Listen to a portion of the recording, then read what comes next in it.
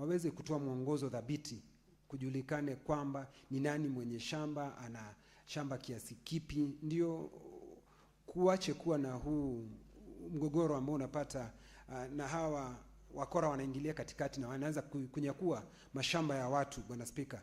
Na hilo ndilo jambo ambalo linasumbua. Ukienda Laikipia, mheshimiwa, mahali kunaitwa Dhome, shida ni hii, watu hana hati miliki za mashamba. Kwa hivyo hawa wafanyi biashara walagai wanaingilia kati na kuchukua zile shamba na kuleta vita. Si Dhome peke yake, Bwana Spika, ukienda mahali kunaitwa Kairigere na hata mahali kunaitwa Matanya, shida ni hii Bwana Spika. Kwa hivyo hii shida ya mashamba iko sehemu nyingi ya Jamhuri ya Kenya.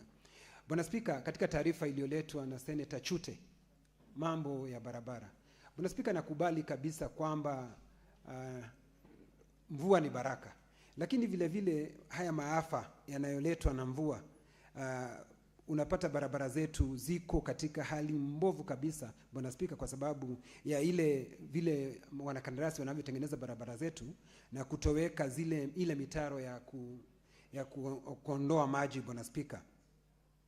Bwana Spika, ukitembelea mahali kutoka mahali kunaitwa Narumoro kuenda Ramuria, uende mpaka Makutano, barabara imeharibika kabisa na imeharibiwa na mvua, Bwana Spika. Vile vile ukienda mahali kutoka Nanyuki uende Mutara, uende mpaka Rumuruti, na vile vile uende mpaka mahali kunaitwa Kwakungu, hali ni ile Bwana Spika. Lakini la kushangaza zaidi, Bwana Spika, ni hawa wanakandarasi ambao wanapewa kutengeneza barabara. Wanakuja wanachimba barabara, baada ya kuchimba barabara basi wanasema hawajalipwa. Kwa hivyo wanawacha barabara zetu zikiwa katika hali duni, mashimo chungu nzima, Bwana Spika. Kwa hivyo vile tungelitaka ni kama mtu hataweza kufanya chochote, awachane na barabara, badala ya kwenda kuchimba mashimo, unapata watu wanakuja wanagonga yale mashimo ukiwa unaendesha gari, alafu kunakuwa na mikasa barabarani, Bwana Spika. Kwa hivyo kamati ambayo inahusika, tungewarai wafuatilie haya mambo, ndio wanakandarasi ambao wanalegea katika kazi zao waweze kuchukuliwa Senator Esi Okenyuri. Thank you, Mr. Speaker. I wish to support the statement by Senator Abbas on the status of the recruitment exercise at the Kenya Ports Authority. Mr. Speaker, I have received yeah? Oh, it's been dropped. That's what I wanted to comment on, Mr. Speaker. I thank you. Well, expunge the little comments that you've made on the same. Senator Wamatinga. Thank you very much, Mr. Speaker, for the opportunity to comment on the statement by Senator Chute. Indeed, the issue of roads and infrastructure development across the country cannot be overemphasized. It is indeed, Mr. Speaker, as has been mentioned, that the distribution of the road construction in Kenya has been very, very skewed. And this, Mr. Speaker, I'll say with the special emphasis of the 52% of my county, which happens to be semi-arid, Mr. Speaker. And we see that during the rainy season, despite that being a food basket potential, the roads are impassable and the farmers are left, Mr. Speaker, with their food and they're not able to access the market. Mr. Speaker, if we came up with a different formula of how to implement this road, if we came up with new definition of what a contractor should be able to undertake, and I want to support what Senator Kenyua has said, some of the contractors, Mr. Speaker, who are given the roads are forced to undercut the contracts, and in the process of doing the work, they compromise the quality of the work, Mr. Speaker. And I'm speaking, Mr. Speaker, with a lot of pain because some of the roads that have been specifically done in Kieni constituency, which makes 52% of Nyeri, including the road that Senator Kenyua has mentioned, the one from Narumoro, Kiawara, all the way, Mr. Speaker. The road, which has been done a couple of years ago, it's no more. The cost of maintaining that road, Mr. Speaker, is going to be far much higher than the initial cost of construction. Therefore, Mr. Speaker, it is called upon us, Mr. Speaker, to relook at how we evaluate the contractors. We look at, Mr. Speaker, the contractors who we award these contracts, and most important to Mr. Speaker, we must limit the political interference from the leadership, because of some of unethical practices, they end up pushing the contractors to the edge, so that the contractors are forced to compromise the quality of the road, Mr. Speaker.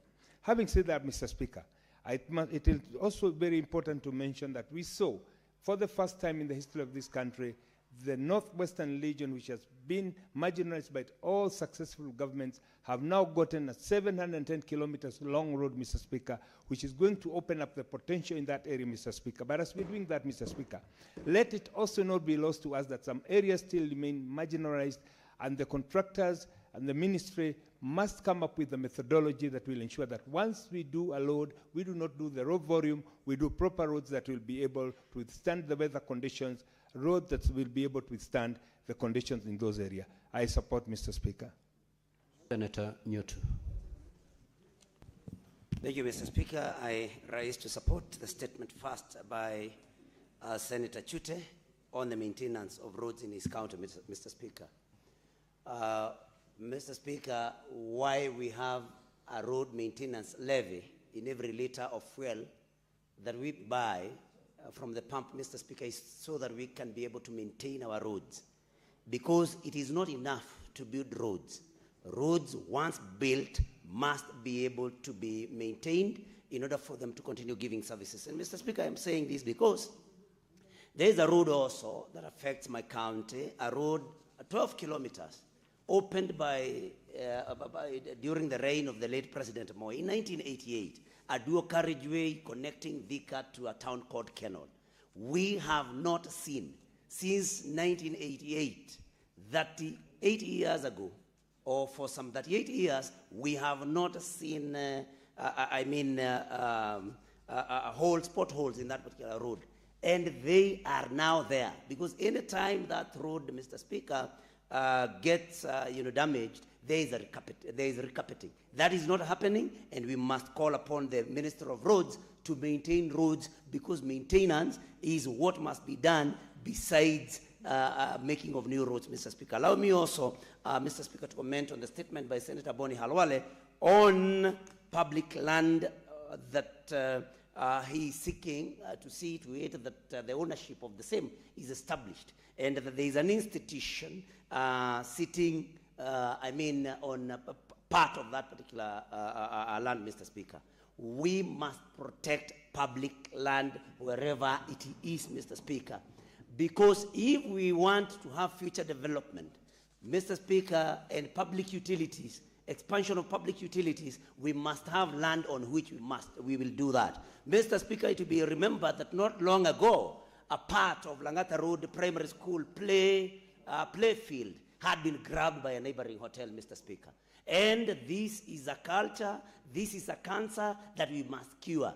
That institutions, hotels, private investors and everybody must keep public land away from their plans, Mr. Speaker. So I want to support that land that belongs to the public in Kakamega, where a school is sitting. If the school is sitting on public land, then something must be done so that the same goes back to the public. Mr. Speaker, I support. Senator Mwenda Gataya.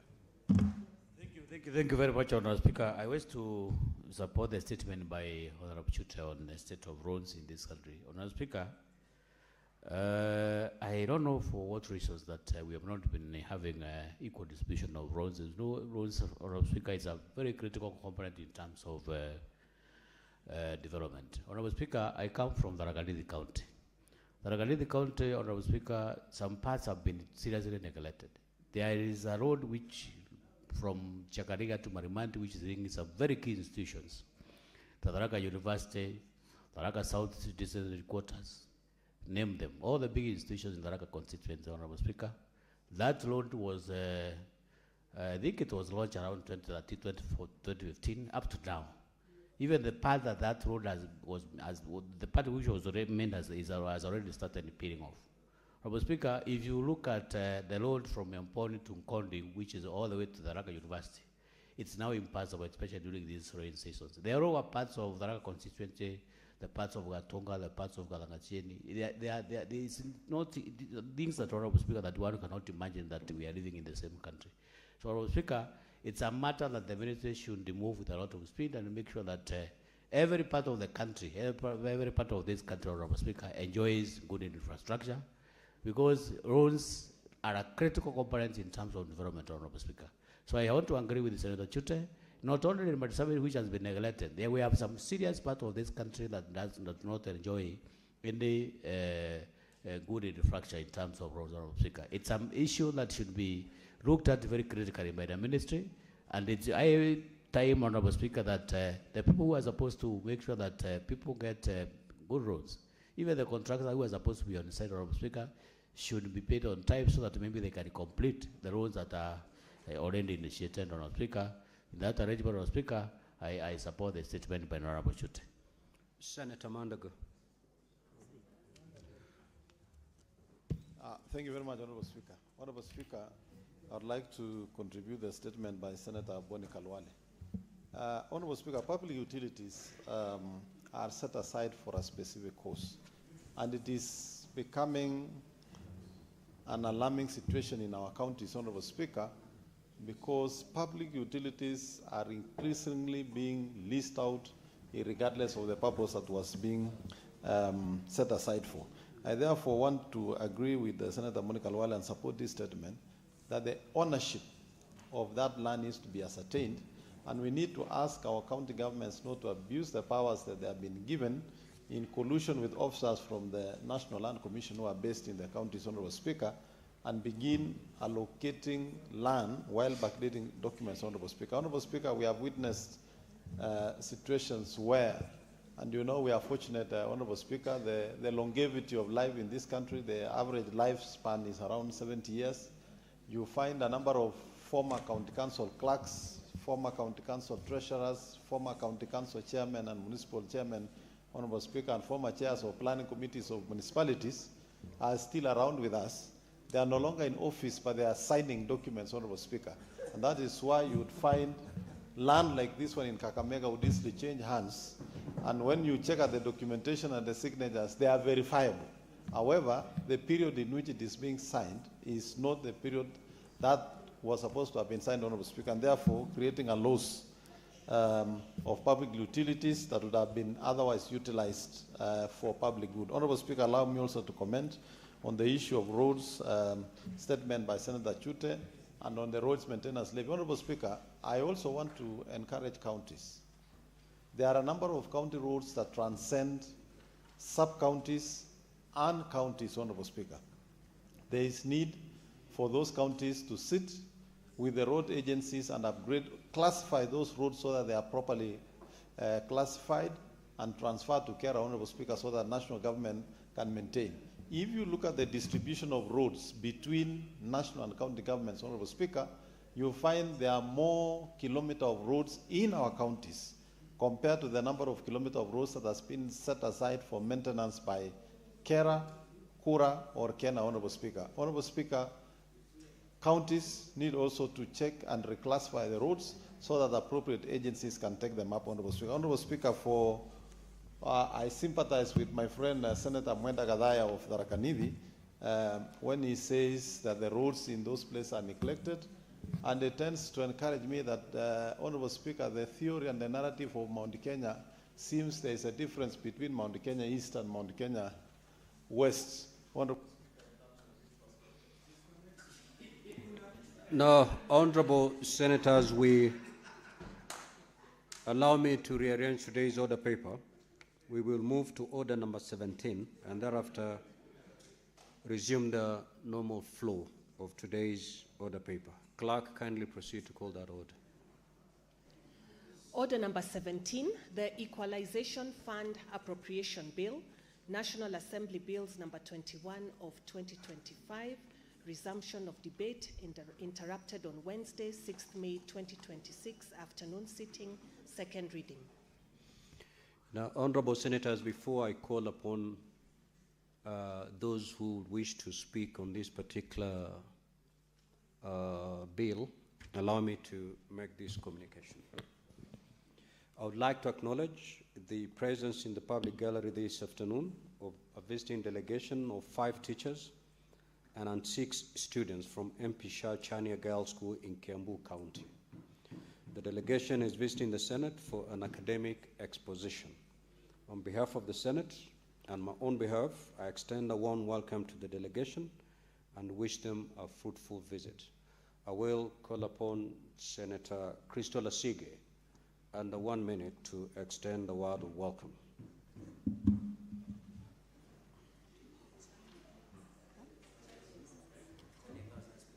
Thank you very much, Speaker. I appreciate the opportunity to greet and welcome the group from Chania Girls High School to the Senate. Speaker, this, of course, is something that we do every single week, week in, week out, where we have young people from across the country, from different walks of life coming to visit the Senate and to understand and experience what it is that we do here. Senate, as they may be aware by now, is mandated to protect the interests of counties. So their county as well, we take care of what comes, especially funding that comes to your county. So we are happy that you are here to experience and to see firsthand what we do here, how we debate, how we fight for the rights of all counties across the country, Speaker. And of course, as a young legislator myself, I'm particularly pleased whenever I am aware that young people, young girls, are also in the Senate, just like I am. Speaker, my story is very long. I will hopefully tell it to them one day when I meet them in the streets of Kenya, wherever that may be. But I want to encourage them, just like I have done with any young person that I meet, especially young girls, especially those with disabilities even, that you can absolutely get here if you so wish. If you put your mind to it, if you create the right environment for yourself to achieve and to continue to believe in yourself, just like me, even though I have a disability, I made it to the Senate. And if I have a disability and I made it to the Senate, you absolutely can as well. I continue to extend, on behalf of the Senate, a welcome to you, and I hope you enjoy the rest of the afternoon with us. I thank you. Now, honorable senators, when debate was interrupted yesterday, Senator Consolata had the floor with a balance of 14 minutes. You may continue, honorable senator.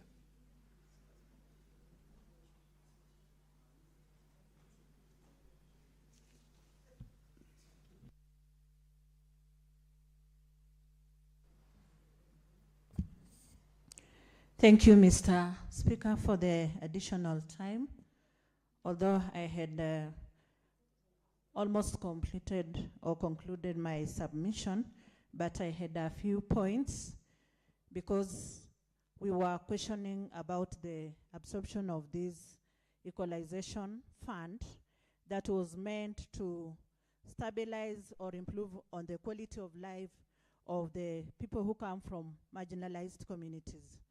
I was majorly focused on Bungoma County and specifically Mount Elgon, which has the allocation for the funds, but we are shocked to learn that these funds have not actually been absorbed or they have not been allocated.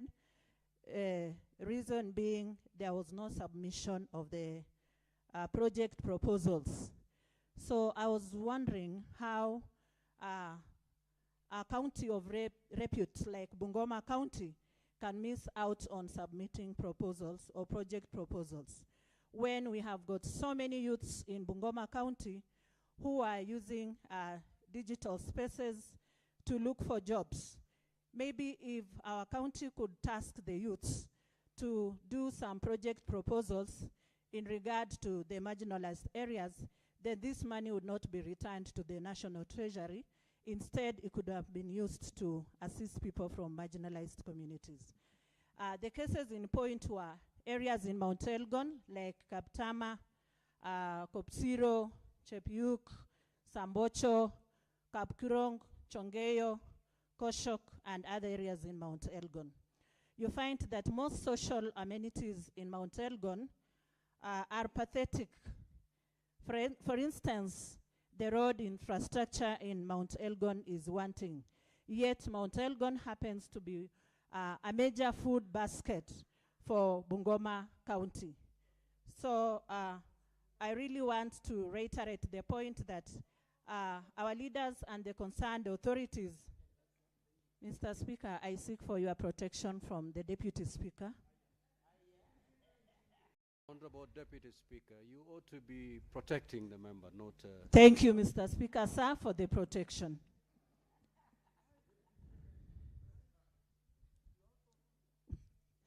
Thank you, sir. Thank you, Mr. Speaker, for that protection. So echoing the points that were given by other senators in regard to their specific counties that required the equalization fund.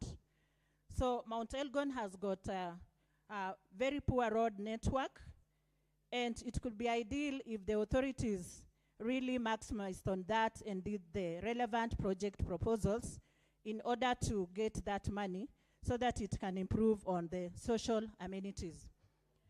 It is a little bit weird to see women trekking to fetch water from very far places, looking for water, maybe to water their livestock and do irrigation, and maybe even for domestic use. And if you look at the health facilities, they are also pathetic. In some areas, we just have buildings, but they are not well equipped. There is no human capital in those hospitals. And this, as a mother, will always affect maternal and infant health care. And I'm calling upon the authorities to check on that. I want to stop there and still make a clarion call to Bungoma County leadership that let us all have a concerted effort to make project proposals that will yield some fruits and good health or quality services to the people of Bungoma. Thank you, Mr. Speaker, for that opportunity. Senator Mandago.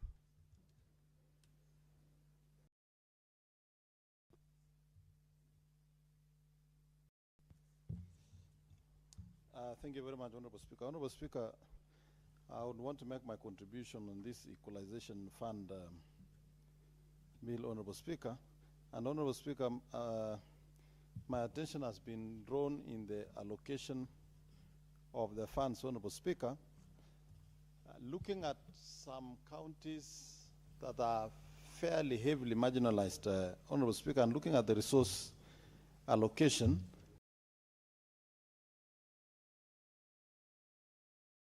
and we would like CRA to relook into the formula of allocating these resources, Honorable Speaker. Honorable Speaker, if you look at a county like Elgeyo Marakwet County, Honorable Speaker, the total allocation is 87 million, Honorable Speaker. And Marakwet West has been allocated only 9 million. Marakwet East has been allocated 87 million. Keyo South has been allocated 9 million. Considering that Elgeyo Marakwet County is among the counties that receive the least revenue. In fact, it is among the 10 counties that this Honorable House made a decision to allow for some affirmative action in the revenue sharing, Honorable Speaker, in order to allow those counties to have some semblance of equitable resources to develop their counties. If you look at a county like Elgeyo Marakwet, Honorable Speaker, to do a kilometer of road, just a simple all-weather road, Honorable Speaker, you would require close to 5 million per kilometer. If you go to a place like Wasingishu, you require 1.5 million, Honorable Speaker. When I look at the way these resources have been allocated, there is skewedness in the allocation of resources, Honorable Speaker. Honorable Speaker, when you go to Narok County, for example, Honorable Speaker, you find the allocation in Narok County, Honorable Speaker, particularly the allocation to Emurua Digir constituency, Honorable Speaker, the allocation is so skewed if you compare to the allocation to the to the other constituencies within Narok County, Honorable Speaker. If you look at, for example, Kilgore's constituency, which is just a neighboring constituency, they share the same geographical area, the same types of soils, population, almost population. Kilgore's constituency receives 350 million, whereas Emuru Adigiri constituency receives a paltry 36 million. When you look at Narok East, it receives 148 million. When you look at Narok North, it receives 246 million. When you look at Narok South, it receives 278 million. When you look at Narok West, it receives 195. That kind of disparity, Honorable Speaker, in a county cannot be explained.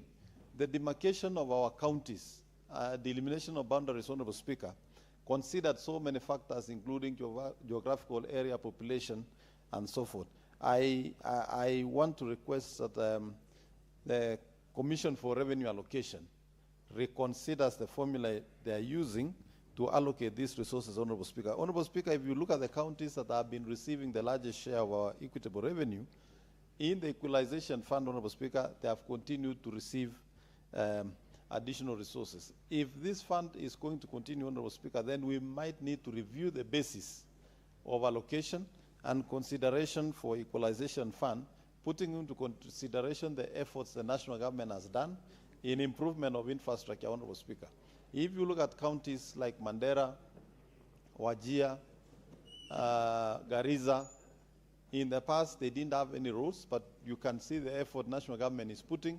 A number of roads now are being tarmacked in those regions, and therefore the formula should be reviewed to reflect the current situation, Honorable Speaker. Finally, Honorable Speaker, let me say, ever since these funds were taken to counties, and I know this Honorable House are to put a spirited fight to ensure that these funds go to counties, Honorable Speaker, it is quite unfortunate that the impact of these funds have not been felt in our counties, Honorable Speaker, and therefore we want to ask our governors and our county assemblies to make sure that these funds are used for the intended purpose, and we must receive value for money, and we must feel the impact of these additional resources to the counties, Honorable Speaker. An additional allocation of 16.8 billion is not a small allocation. We therefore expect our counties to be able to utilize this money better and make sure that the citizens of our counties, Honorable Speaker, receive the necessary services. If you go to a county like Tarakanidi, where my friend Mwenda Gataya, you have just heard him speak about the state of the roads in that county, they are receiving a total of 71 million, Honorable Speaker. CRA is not doing justice, particularly to the 10 counties that, as a Senate, we deemed it fit to have an affirmative action to increase their resources. Consequently, in this equalization fund, Honorable Speaker, CRA must also consider an affirmative action towards the 10 bottom counties and ensure they receive additional resources to be able to bring them up so that this country can equitably be developed. I submit. Senator Kisang. Thank you, Honorable Speaker. Honorable Speaker, I rise to support this bill. Honorable Speaker, the reason why Equalization Fund was set up under the new constitution, Honorable Speaker, was to ensure that those particular counties, so sublocations as CRA has classified, that are not, in terms of development are still below, requires to be given an affirmative action so that they can catch up with the rest of the country, Honorable Speaker. I want to know that it's unfortunate that CRA is still using, still using the second policy that was approved in 2018. And if you check, Honorable Speaker, Elgeyo-Marakwet County is really still very low. What the allocation that we have been given, just about 105 million. And Elgeyo-Marakwet County is one of the 12 marginalized counties that are getting share of revenue that is below 6 billion. And you know, the reason why for this particular equalization fund, Honorable Speaker, is to ensure we have affirmative action. We ensure those counties that are still below in terms of development are farmed up so that they can catch up with the rest of the country. You will realize some of the counties that are getting even more than 10 billion in shareable revenue, Honorable Speaker, are still getting billions on equalization fund. I'm surprised how it's like CRA is in another world. They are not living in Kenya, Honorable Speaker, because it's unfortunate. They are marginalizing, they are continuing to marginalize some of us, Honorable Speaker. And this, when they are looking at the third, they need to start on the third basis or the policy, Honorable Speaker. They need to do proper public participation so that some counties like Elgeyo Marakwet County, Baringo, West Pokot, and the others can be taken care of. In fact, as Senator Mandago said, when we went to Narok for the burial of our colleague, late Joanna Ngeno, the road from Chebole all the way to Emurua Digri, it's like, no, the road doesn't look like you are in Kenya, Honorable Speaker. And what they are getting is basically very low. They need to sit down, look at this policy, and come up with different parameters so that they can assist the people. One of the other issues, Honorable Speaker, that you may have noticed here, out of the 16 billion that we're talking about, basically the new allocation is about 10 billion. The rest is area, so it means the money has not been utilized. And the reason why it is there, it is because to help. And these resources are supposed to be released early so that the counties can access the resources, help the people to get water. We do roads, we do electricity. So, yeah, Honorable Speaker, they need to fast track quickly so that the areas can be released, and then the regular current resources that are allocated are given in time, Honorable Speaker. Honorable Speaker, will be championing and pushing to ensure that the 12 marginalized counties, you know, this house, thanks a lot, this house, they gave us about 4.46 billion to share, which basically every county was shared equally, getting 374 million every financial year for the next 5 years. But this equalization fund, Honorable Speaker, if it is not working, because it looks like there is also conflict between the two houses, who wants to implement? Members of National Assembly, they want to implement it. There is governors, they want to implement, to get the resources and do the implementation. The executive also, Honorable Speaker, want to implement this particular thing. So maybe what we can do is to scrap this. We have the 0.5, and we ensure we give it to the 12 counties so that these 12 counties can catch up, Honorable Speaker, in terms of development. Yeah. Yes, I know the Vice Chair Finance, I don't know what interest she has, because even our own county, Kitui, Honorable, yeah. So I don't want you to lose your votes because of... Yes, sir. You know you are only registered, so don't engage Senator Mutinda on the floor. Sorry. You know, she was...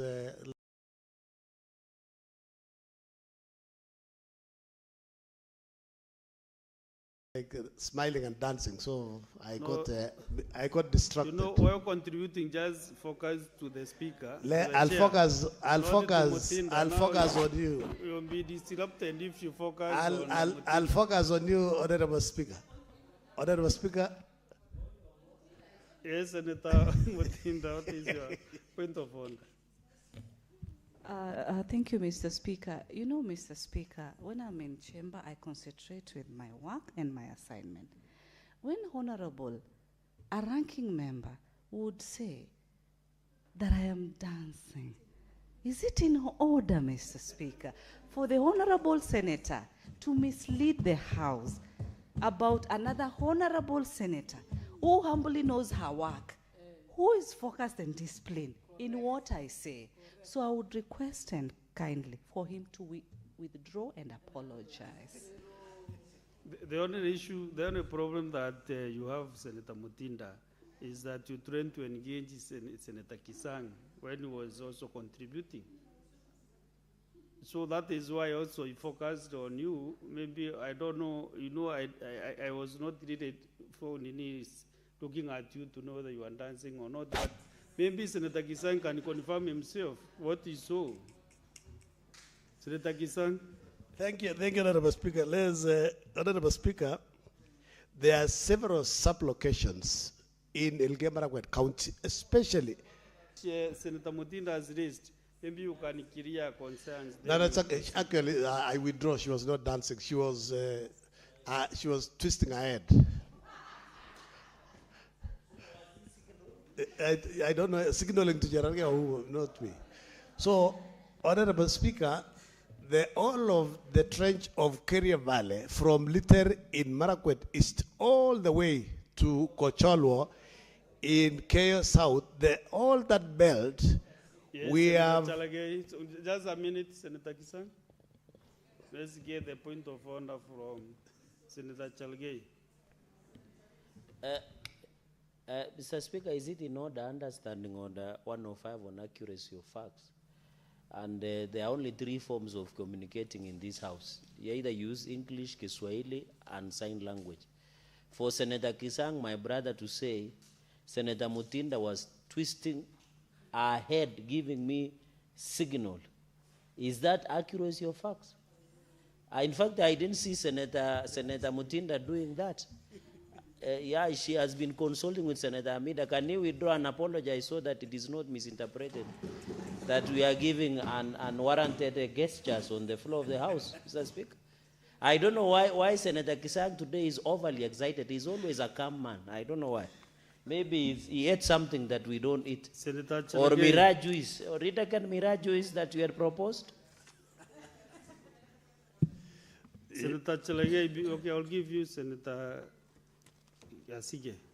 But Senator Chalagay, you know myself, I recused myself from that issue between the eyes, Senator Kisang's eyes and Senator Mutinda's eyes. So the way they look at one another, you know, you can never know. Also, I'm wondering whether also you are also focusing on Senator Mutinda, that you did not see her and dance. So because I ruled on that matter, Senator, so Senator Chalagay, I ruled on that matter, and Senator Kisang also give his opinion. I had apologized. I don't know why, Senator Chalagay, you are taking us back, because we concluded on that matter, and Senator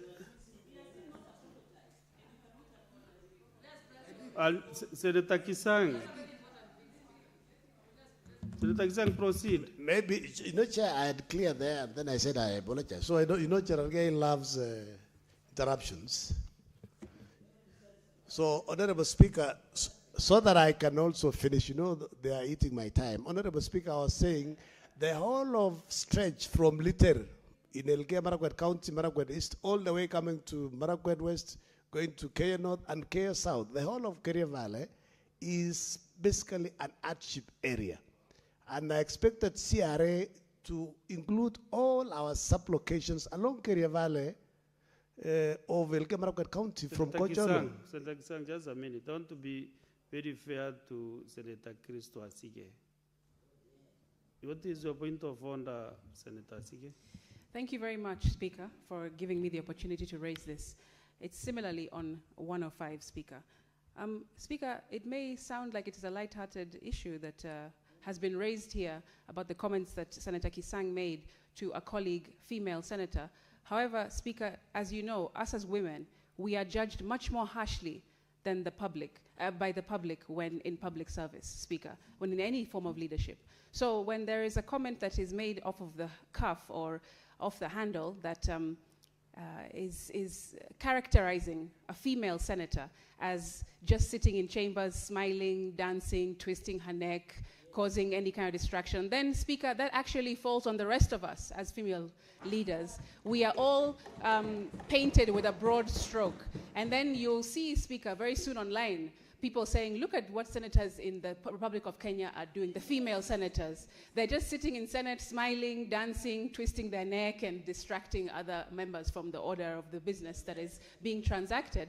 So, Speaker, it's actually a very serious issue, and I hope you, being a champion of women, and very inclusive and very sober in your judgment, Speaker, that you would request Senator Kisang to respectfully and just honorably just withdraw and apologize so that we can carry on and not have this mischaracterization continue out in the public. I thank you. Speaker, to save time, No, I no, withdraw. Senator Kisang. Yes. Senator Kisang, just a minute. Okay. Just a minute. All right. This is a matter that really has elicited a lot of interest and emotions. But Senator Chelagay, avoid giving me the ones that I should use. Because you have just tested me, and I've used you the ones coming from your mouth. I want to give my colleague here, Senator Mandago, he has a point of order as an elder. You know, just the other day, one of the chairs said there is no place for orders, but Senator Mandago, what is your point of order? Thank you very much, Honorable Speaker. My point of order is on that matter, Honorable Speaker. There is a tendency that is growing in the House. When members are asked to apologize and withdraw, they meander around and try to avoid. I think we should just be as direct and as blank in our apology and withdrawal so that the House can act in some other order. Senator Kisang withdrew, apologized, then added another twist into the statement. So I think we should just stick, when the Speaker rules that you withdraw and apologize, you simply withdraw and apologize so that the House can, the House can progress, and we should not be lost on the Senate that this is the House that the people of Kenya look up to when serious matters needs to be canvassed.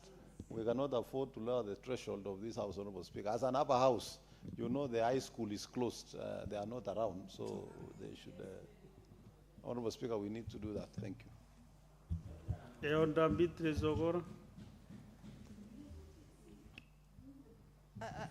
I thank you, Honorable Speaker, especially for your being fair to both genders. Because as you refer to the Senator Mandago as an elder, you are cognizant to the fact that there are also women elders. And I'm one of them in my community.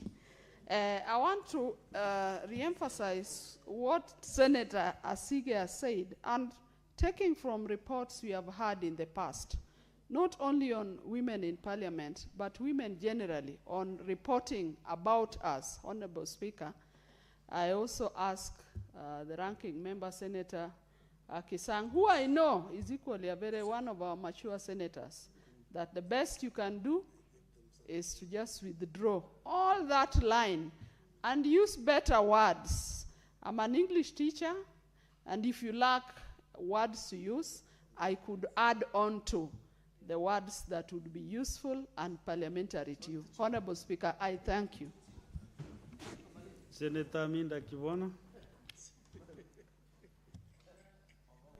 Yes, I think I heard you commenting on something. I think it also added some from an insult. I mean, more or less, you know, from more to the frank fire, or to the frank fire. What did they say it? From the pan to the frank fire.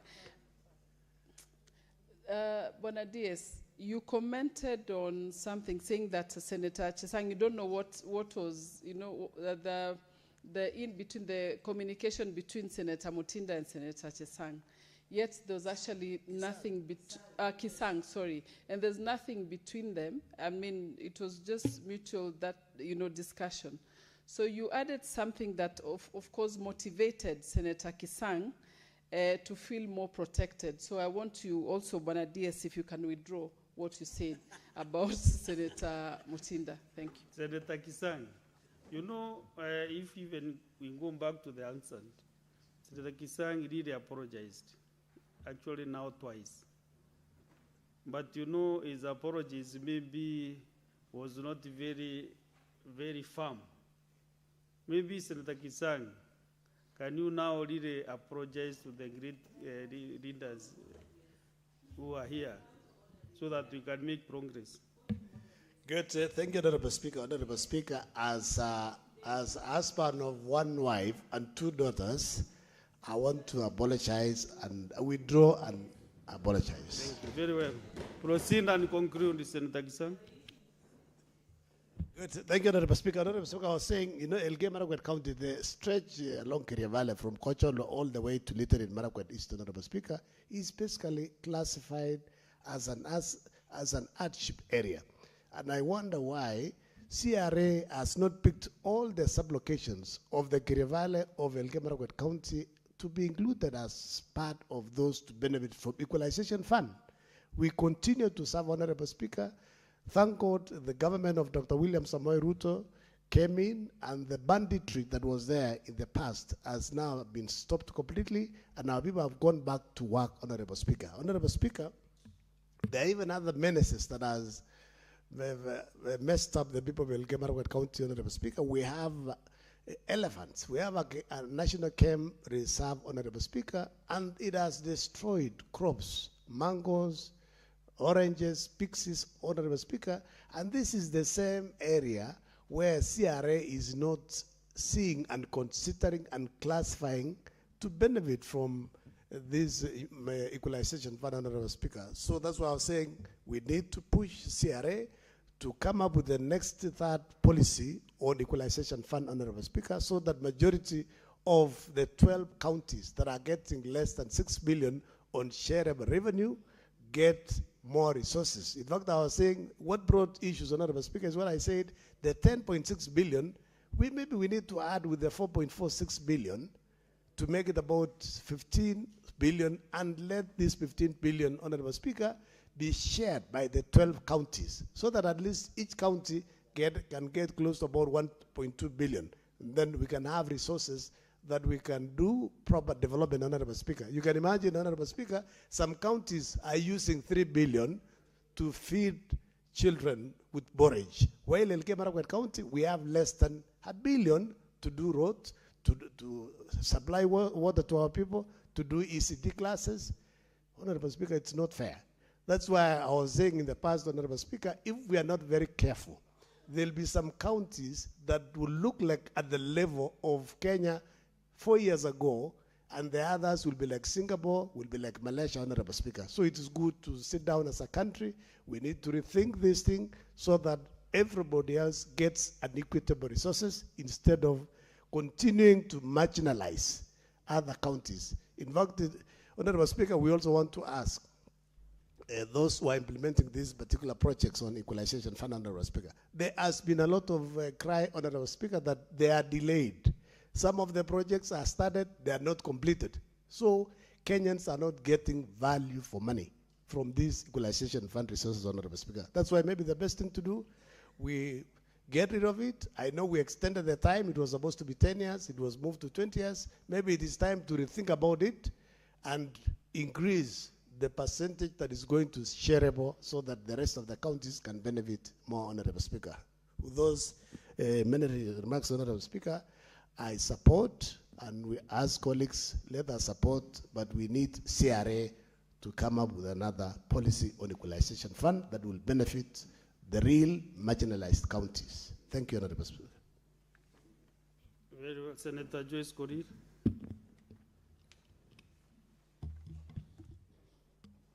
Yeah, Honorable Speaker, allow me to thank the Committee on Finance for the job well done. This is one of the most active committee in the Senate. Bearing in mind, Honorable Speaker, they are the ones who are assisting us in making sure that our counties get these resources, Honorable Speaker. Honorable Speaker, I want to say that I must thank the Chair, Ali Roba, and the Vice Chair and the entire committee. I've been a member of that committee at some point, and I know that they burn their midnight oil doing these reports, Honorable Speaker. Honorable Speaker, a number of issues has been raised by the members of this House. But my concerns, Honorable Speaker, is the formula that is being used by the CRA to arrive at this. My problem are the beneficiaries, the counties that are benefiting from this equalization fund, Honorable Speaker. My problem is the projects that are entailed to be used in terms of making sure that these counties benefit. And when you go to these counties, Honorable Speaker, you still find the same challenges. And the biggest reason is because of the remittance by the relevant board. Honorable Speaker, I want to challenge the board, despite the fact that the national government has established this and they have been given the resources. The challenge that the counties are facing is the remittance, which has also slowed down the service delivery in these counties. Not only that, Speaker, I raise the issue of these counties which were identified. When you try to look at it, I can term it, Honorable Speaker, that some of these counties were identified politically and not based on the facts that was raised by the relevant authority. By so saying, it is high time for this House to relook at this, to redefine the policies that made to the establishment of this equalization fund. Honorable Speaker, the only time we will see real development and real change is when we do things, not because we come from those particular regions, not because we come from those committees, not because we know so and so, but based on the facts in the ground. That is the only time this country will realize the real change that we are talking about. That is the time when these people or the residents of this country will really see the issue or the movement that the Kenyans have been talking about, that we are moving to Singapore. But the moment we do things, identifying the counties, maybe because you are sitting in that particular committee, or because you have some upper hands in terms of doing this, to an extent that we cannot actualize the intended purpose of these resources, then we are putting our country in a total mess. We are not setting any precedents at all.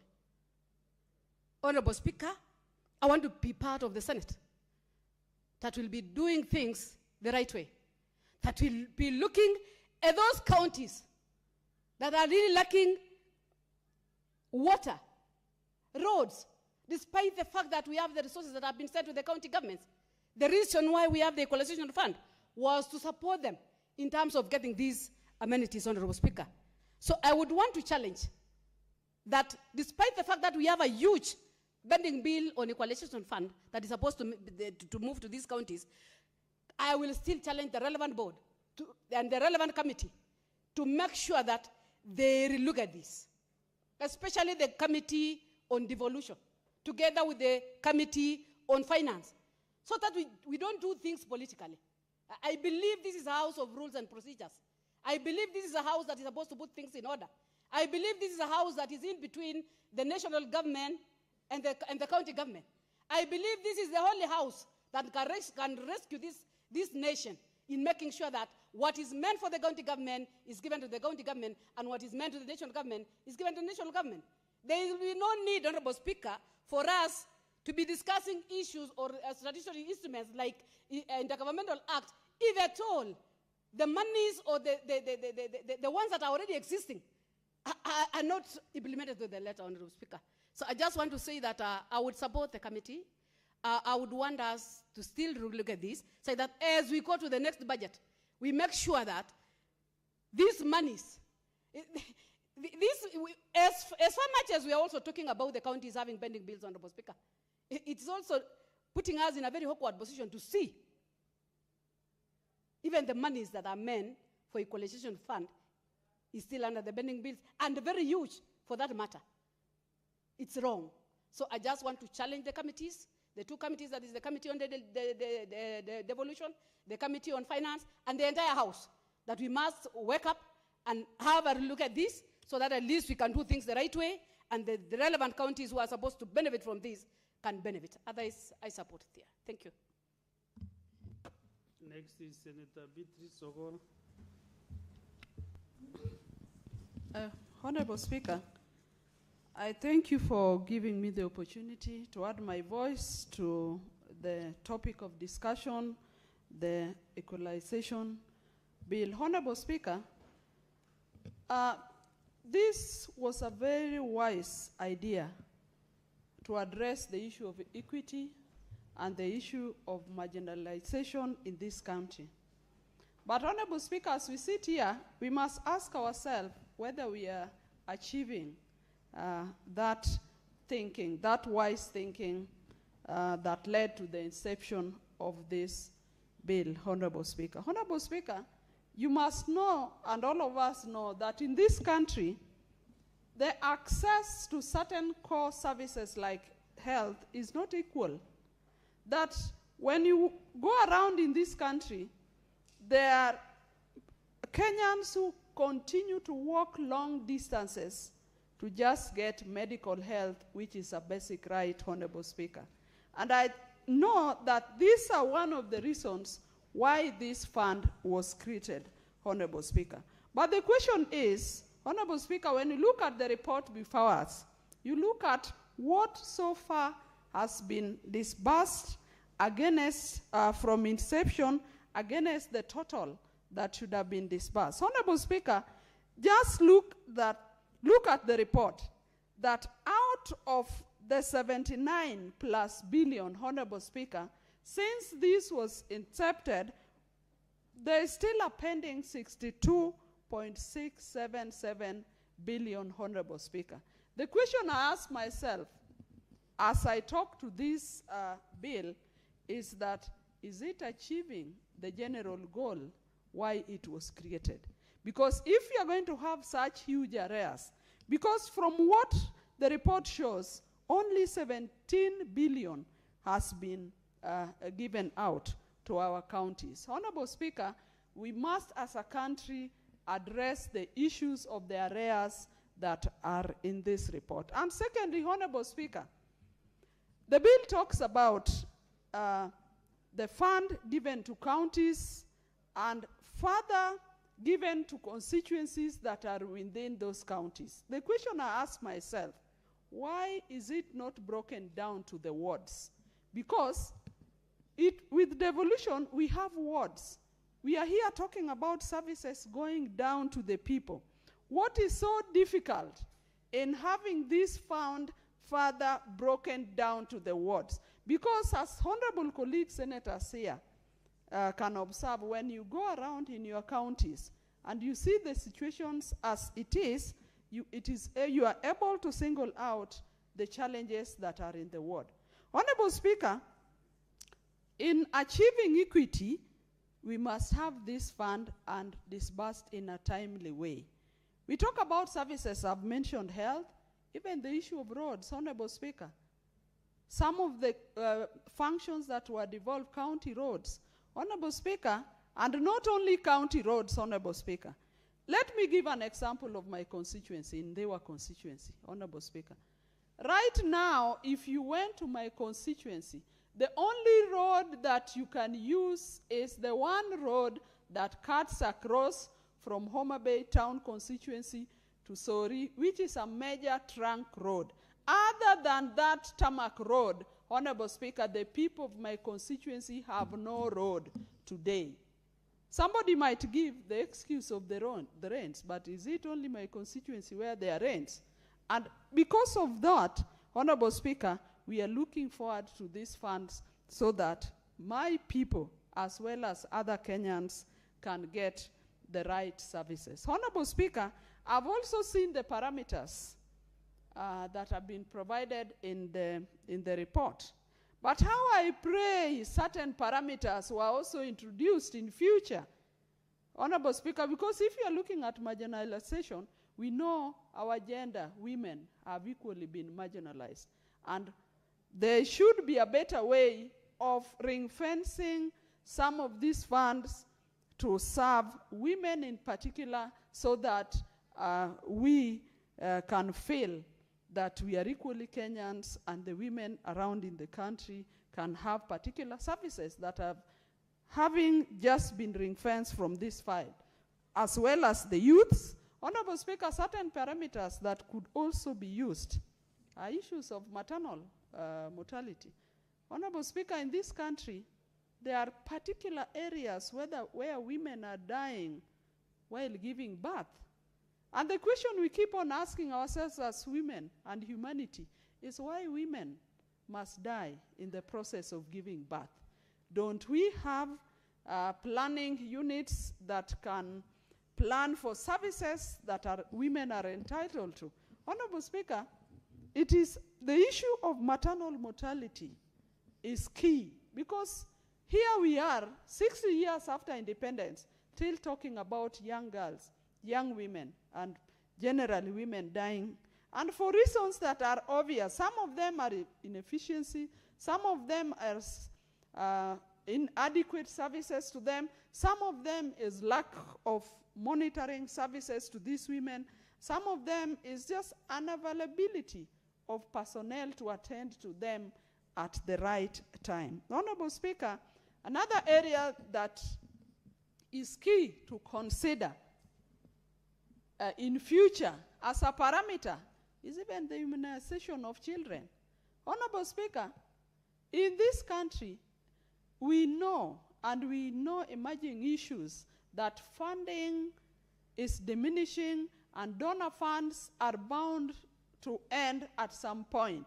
For example, in immunization, Honorable Speaker, by 2029, the Gavi funding is going to end in this country. But when you look at the trends, from the health ministry, from our counties, you don't see consistent budgets for this exercise. And Honorable Speaker, finally, if this is not done as expected, Honorable Speaker, it will lead us again to medical conditions with our populations that again eat into our budget. So, Honorable Speaker, I support that not everybody is equal in this country, that a number of areas are marginalized, Honorable Speaker, with no access to rural roads, with no access to water, with no access to agricultural services, with no access to health services, and so it is wise that we provide this fund so that equality can be realized and equity. And so, Honorable Speaker, I support. The only thing is that the distribution of this money must take note of the fact that we have wards in our counties, and the breakdown should not only end up at constituencies and counties, but should go down to wards. Honorable Speaker, I support. Thank you, Senator Agola Beatrice. Honorable Senators, on this particular business, there is no other interested senator to contribute or to speak into it. So what we need to have now is the mover to reply, and the mover is not around. So we defer that process of the mover to reply. If I reorganize again the order paper, order number 18, we defer that business.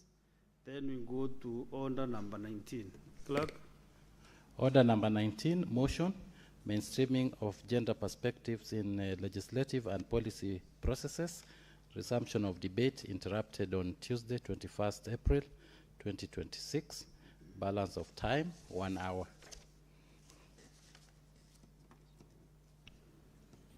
Yeah, so I give senators willing to maybe make their presentations or contributions. Senator Manzo.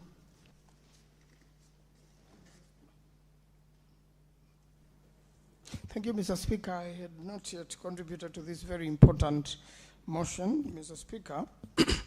The issue of gender mainstreaming has been a key one for many years, Mr. Speaker. And one time when we were with you at the National Assembly, the former Chief Justice David Maraga declared that Parliament was illegal for failing to meet the gender threshold in a court judgment, and the president was supposed to dissolve parliament, then President Uhuru Kenyatta.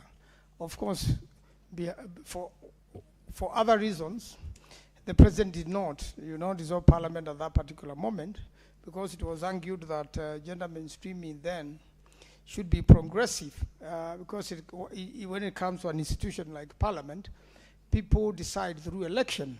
And Mr. Speaker, up to the time, people will want to elect balancing gender, then that's the time when that could be achieved, and that can be done progressively. Other countries have done it progressively. They've also done it through other means which make sure that you meet the 2/3 gender threshold. But Mr. Speaker, this should begin with appointive positions. If you go to Rwanda, you'll find that the ministers are 50-50. Similarly with Uganda, they have complied with the 2/3 gender rule.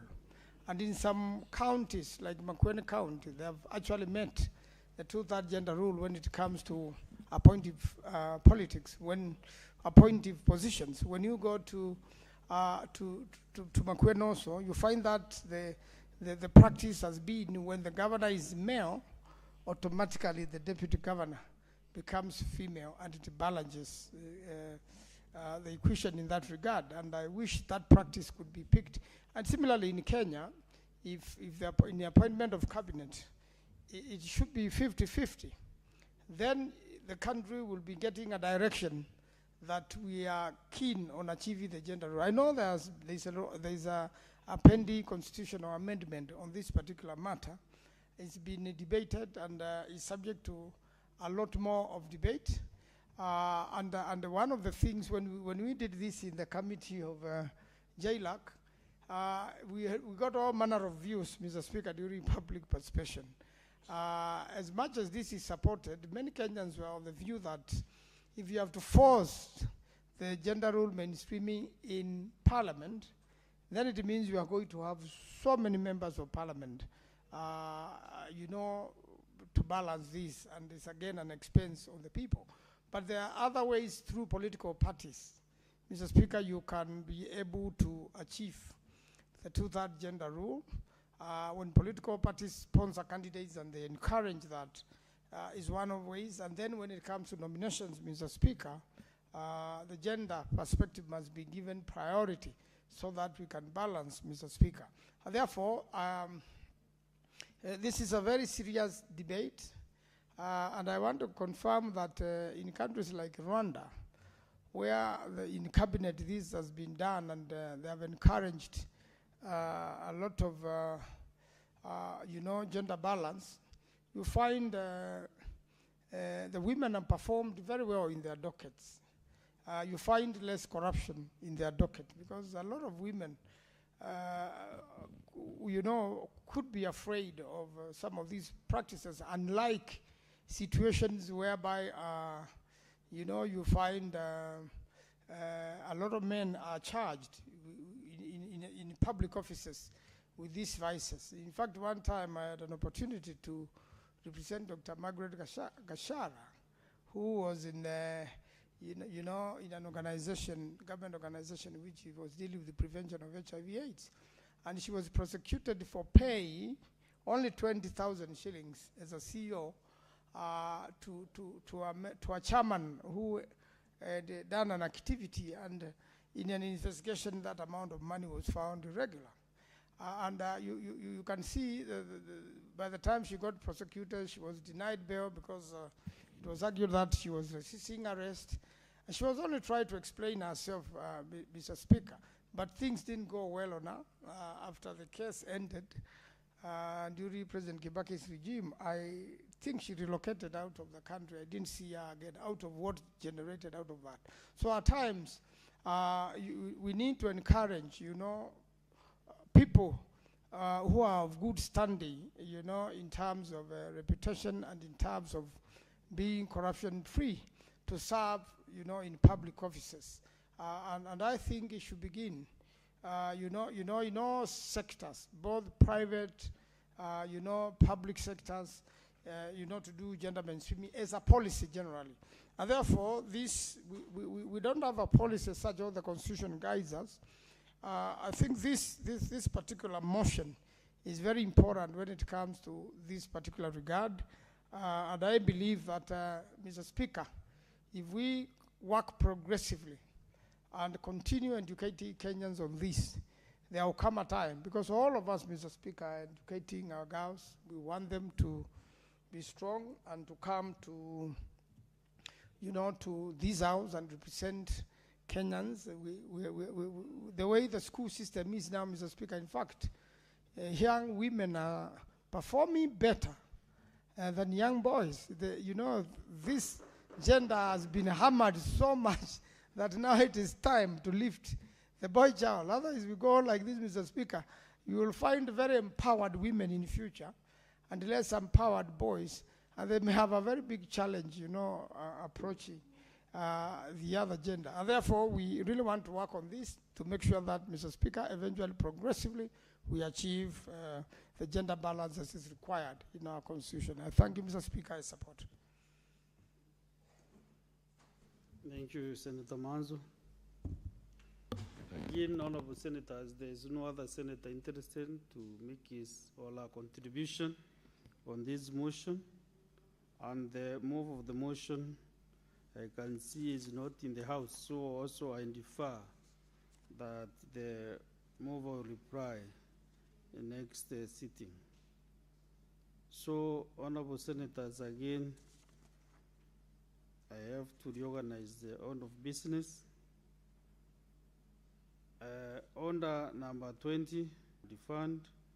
So we go to order number 24, the Environmental Management and Coordination Amendment Bill.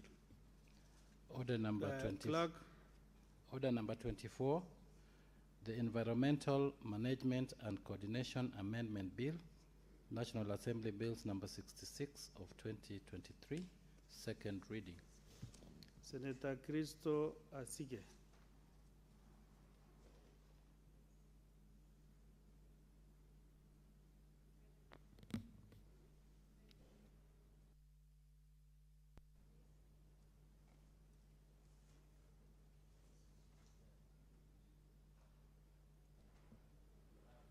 Thank you very much indeed, Speaker, for giving me this opportunity to table this bill.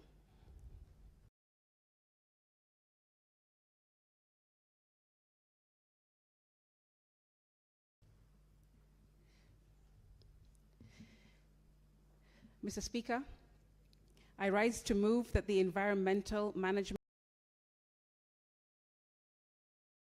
and Coordination Amendment Bill, National Assembly Bill number 66 of 2023, be now read a second time.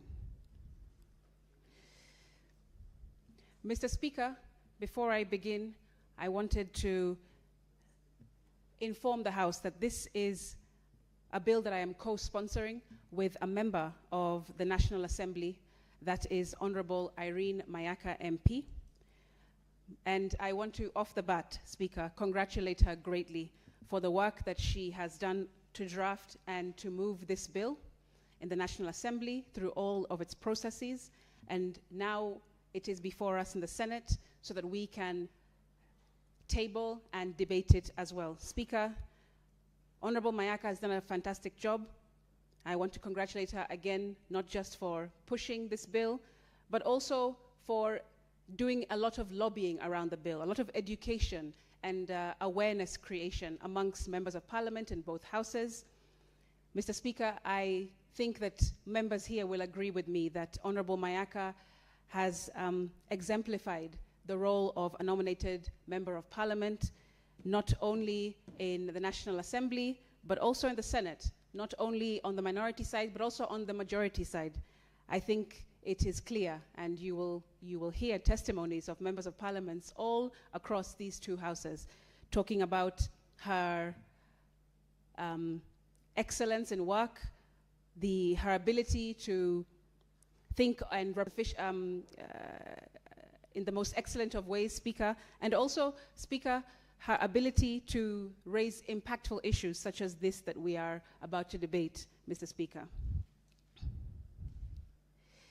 The purpose of this bill, Speaker, is to amend Section 147 of the Environmental Management and Coordination Act of 1999 by introducing a clause that prohibits the planting, even ornamental purposes, Speaker. It is grown across most, even ornamental purposes, Speaker. It is grown across most ecological zones in Kenya on a wide variety of soil types. Speaker, further, it is estimated that about 153,000 hectares of land in Kenya currently under eucalyptus cultivation, spread across gazetted forests, private lands, small-scale farms, and land owned by local authorities. And this area continues to expand, Speaker, driven by high demand, particularly for transmission poles linked to rural electrification, as well as construction and energy needs across the country. There is no doubt that eucalyptus has supported livelihoods all over. A ready market has made it attractive for farmers seeking reliable and relatively quick economic returns. But, Mr. Speaker, we must also confront the growing body of evidence and the lived realities that point to its environmental cost, particularly when planted near water sources. Concerns, Mr. Speaker, have consistently been raised about the high water consumption of eucalyptus and its impact on soil fertility and biodiversity. Communities have associated the drying up of streams, of rivers, and wells with the expansion of eucalyptus plantations. In Kilifi County, for example, the drying of the Shirangwa well has been linked to eucalyptus close by. Mr. Speaker, research findings support these concerns. Studies from countries such as India, Ethiopia, Zimbabwe, and also South Africa show that eucalyptus plantations significantly affect water resources, soil health, and biodiversity. One of the key issues, Speaker, that eucalyptus exhibits is what is scientifically known as the nilallopathic effect, releasing chemical compounds that suppress the growth of other plants around it. As a result, Speaker, it is difficult to find meaningful undergrowth vegetation within eucalyptus plantations, leading to diminished biodiversity in those areas. In addition, Speaker, these chemical compounds can impound affecting soil processes that allow organic matter to build up. This further contributes to declining soil health, Speaker. Also, Speaker, there is documented evidence of reduced water yields. In India and Zimbabwe, as mentioned, studies have also shown a reduction in water levels in wells by between 25 to 30% within just 3 to 5 years of eucalyptus planting around them. The nutrient demands of eucalyptus are also significantly high. While it absorbs large amounts of nutrients from the soil to sustain its rapid growth, Speaker, it also returns very little through leaf litter. This imbalance leads to nutrient depletion and long-term loss of soil fertility. A 2023 study in Ethiopia further indicated that the rapid expansion of eucalyptus farming is likely to affect downstream water supply, what is referred to blue water resources. Now, Mr. Speaker, other jurisdictions have also taken decisive steps. In South Africa, several eucalyptus species have been classified as invasive under the National Environmental Management Biodiversity Act. These include species such as forest red gum, river red gum, salina gum, spider gum, sugar gum, and curry, many of which are also grown here in Kenya, as you know.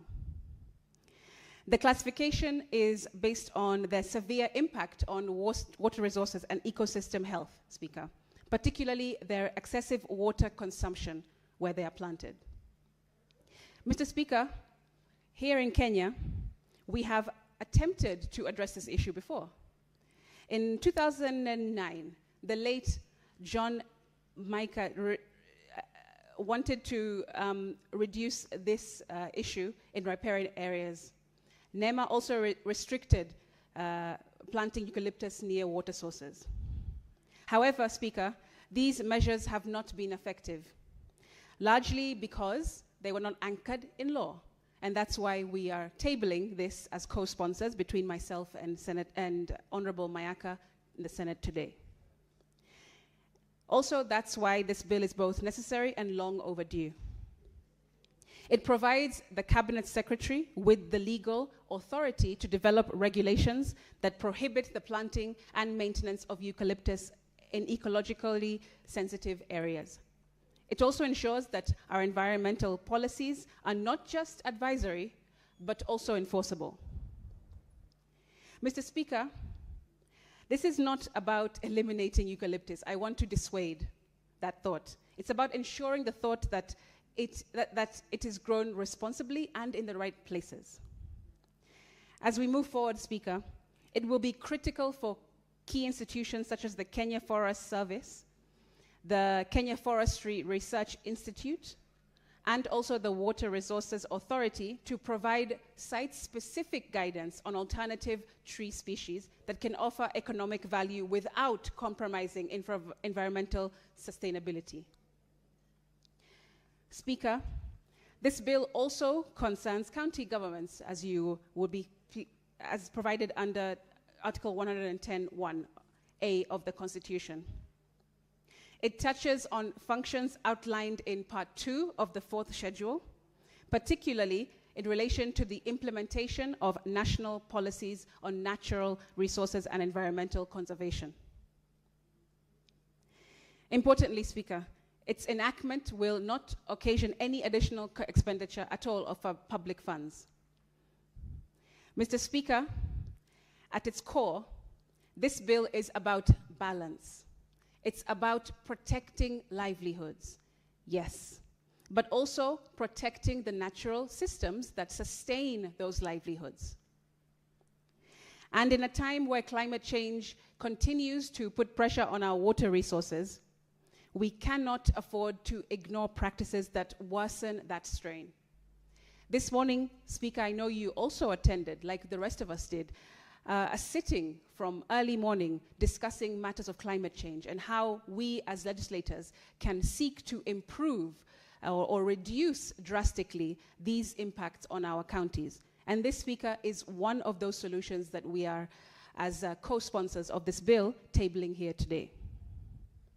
If we get this right, Speaker, we will not just be regulating a tree species.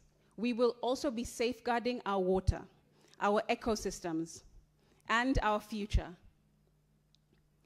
Speaker, I do hope that this very simple yet critical bill that I have tabled and co-sponsoring together with Honorable Irene Mayaka of the National Assembly will be of interest, and that we will be able to persuade colleague senators to also understand the importance of what it seeks to repair.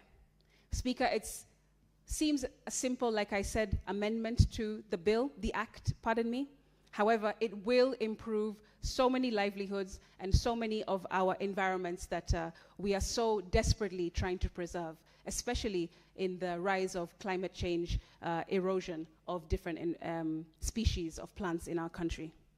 Speaker, again, I wish to thank Honorable Mayaka of the National Assembly, the times that we have sat together to talk about this bill, her work in tabling this bill for the first time, the amendment to it, rather, in the National Assembly, and giving me an opportunity to do the same in the Senate. And I do hope, as many of us senators are farmers, many of us understand agriculture, natural resources, and the environment very, very well, Speaker. We may not have gone to university and acquired PhDs in it, but sometimes these cultural norms are ingrained in us as Kenyans, as citizens of this country, and those who are loyal to the soil. Mr. Speaker, I believe very wholeheartedly that one of these people is Senator Cherargei, a farmer in his own right, a legislator in his own right, and a ranking member of this Senate. And that's the reason why I would request him to second this bill. I thank you. Senator Chelege.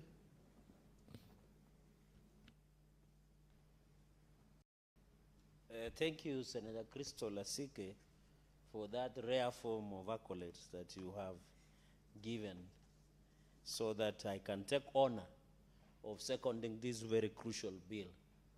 I think Senator Crystal Asige continues to distinguish herself as one of the industrious with a lot of tenacity in terms of what is provided by Article 96, legislation, representation, Mr. Speaker, and oversight and division of revenue. And Mr. Speaker, sincerely speaking, I hope to see her in the next parliament, either the National Assembly or in the Senate. And Mr. Speaker, you remember the Senator of Nairobi did mention that some of us have served in Senate for some time. But this is only my second term, Mr. Speaker. That some of us intend to stay in the Senate. We don't intend to stay in the Senate. It is the people who give us opportunity to continue serving in Parliament. And Mr. Speaker, the people of Nandi are aware when I'm called, I'll be more than obligated to serve in other different capacities so that we ensure that the devolution works, Mr. Speaker. And by the way, if you are a politician and you are not ambitious, you don't have any business being in politics. And I know also you yourself, Mr. Speaker, you are also nursing very good dreams of becoming the governor of Meru. I know it might be in 2027 or you might postpone, but I know Senator Joyce Koril has set her eyes on a Bomet Central seat. So everybody has an ambition, including Issa Juma Boy Issa. So Speaker, so as I second this bill, this is a very straightforward bill. We want to amend.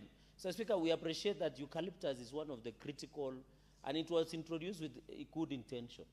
Even where I come from, it was used for timber, it has been used for electricity. It's very critical, eucalyptus. What we are doing, and I want to thank Senator Asige, she has been very crystal clear, although her name is Crystal, she has been crystal clear by saying that we are not banning the eucalyptus. We are just ensuring that the case that was done and this amendment, if you look at the Olkalau, a case that was filed by Wilfred Mosoti Omariba, who was acting on behalf of public interest as Cabinet Secretary of Environment and others, in November 2025, Mr. Speaker, the courts ruled that we need to comply, that all eucalyptus should not be planted within 30 meters of the riparian areas or next to the rivers.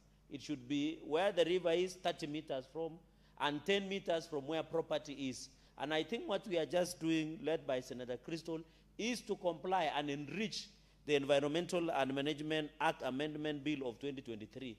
And you remember, Mr. Speaker, in that ruling, he also went that the Parliament should, in the wisdom of the court, that we must come up with legislative intervention.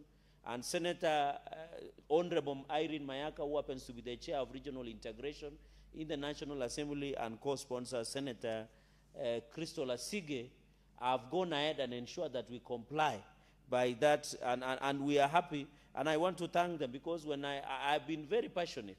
So Speaker, you need to appreciate that I know farmers who, I am aware where I come from, many people have planted those trees to sell to Kenya Power and Lighting. Many have used for timber. It is being used even for us who enjoy sauna or in health clubs. Some of the eucalyptus are being used because they are good in clearing some of the coals, assisting in asthma clearance, Mr. Speaker. So it's also good. And Mr. Speaker, the eucalyptus is used for many things, even ointment, even healing of wound and many others that are generated through eucalyptus, Mr. Speaker. It is very critical for health. But what we are just saying is it's also used for pain management. It is used for many things, even aromatherapy to release stress. Mr. Speaker, for many people who have stress-related depression, it can be used also to release. So we are not saying eucalyptus is bad, but we are saying eucalyptus is not good for water areas, wetlands, where water is, where river is. Mr. Speaker, I've come from where we depend on agriculture. I've seen where swamp, where eucalyptus has been planted, it dries after some years, which interferes with the ecosystem of most of this environment, Mr. Speaker. And you know, even it is called in Kiswahili, mukalatusi. I would have expected Senator Crystal to tell us because she comes from mukalatusi or mtimbao. Mr. Speaker, the Akikuyu community and Nyumba have given it a very interesting name. It is called Munywa Mai, water drinker. I know you come from that Murima. You know, Mulima is giving us a lot of problems, but tutakaa tu kwa Mulima. It's called Munywa wa Mai. It means loosely translated water drinker. So this is a drinker. Let me give you the right pronunciation. Munywa Mai. Munywa Mai, not Munywa Mai. There's no Mai, Munywa Mai. Can you pronounce it correctly?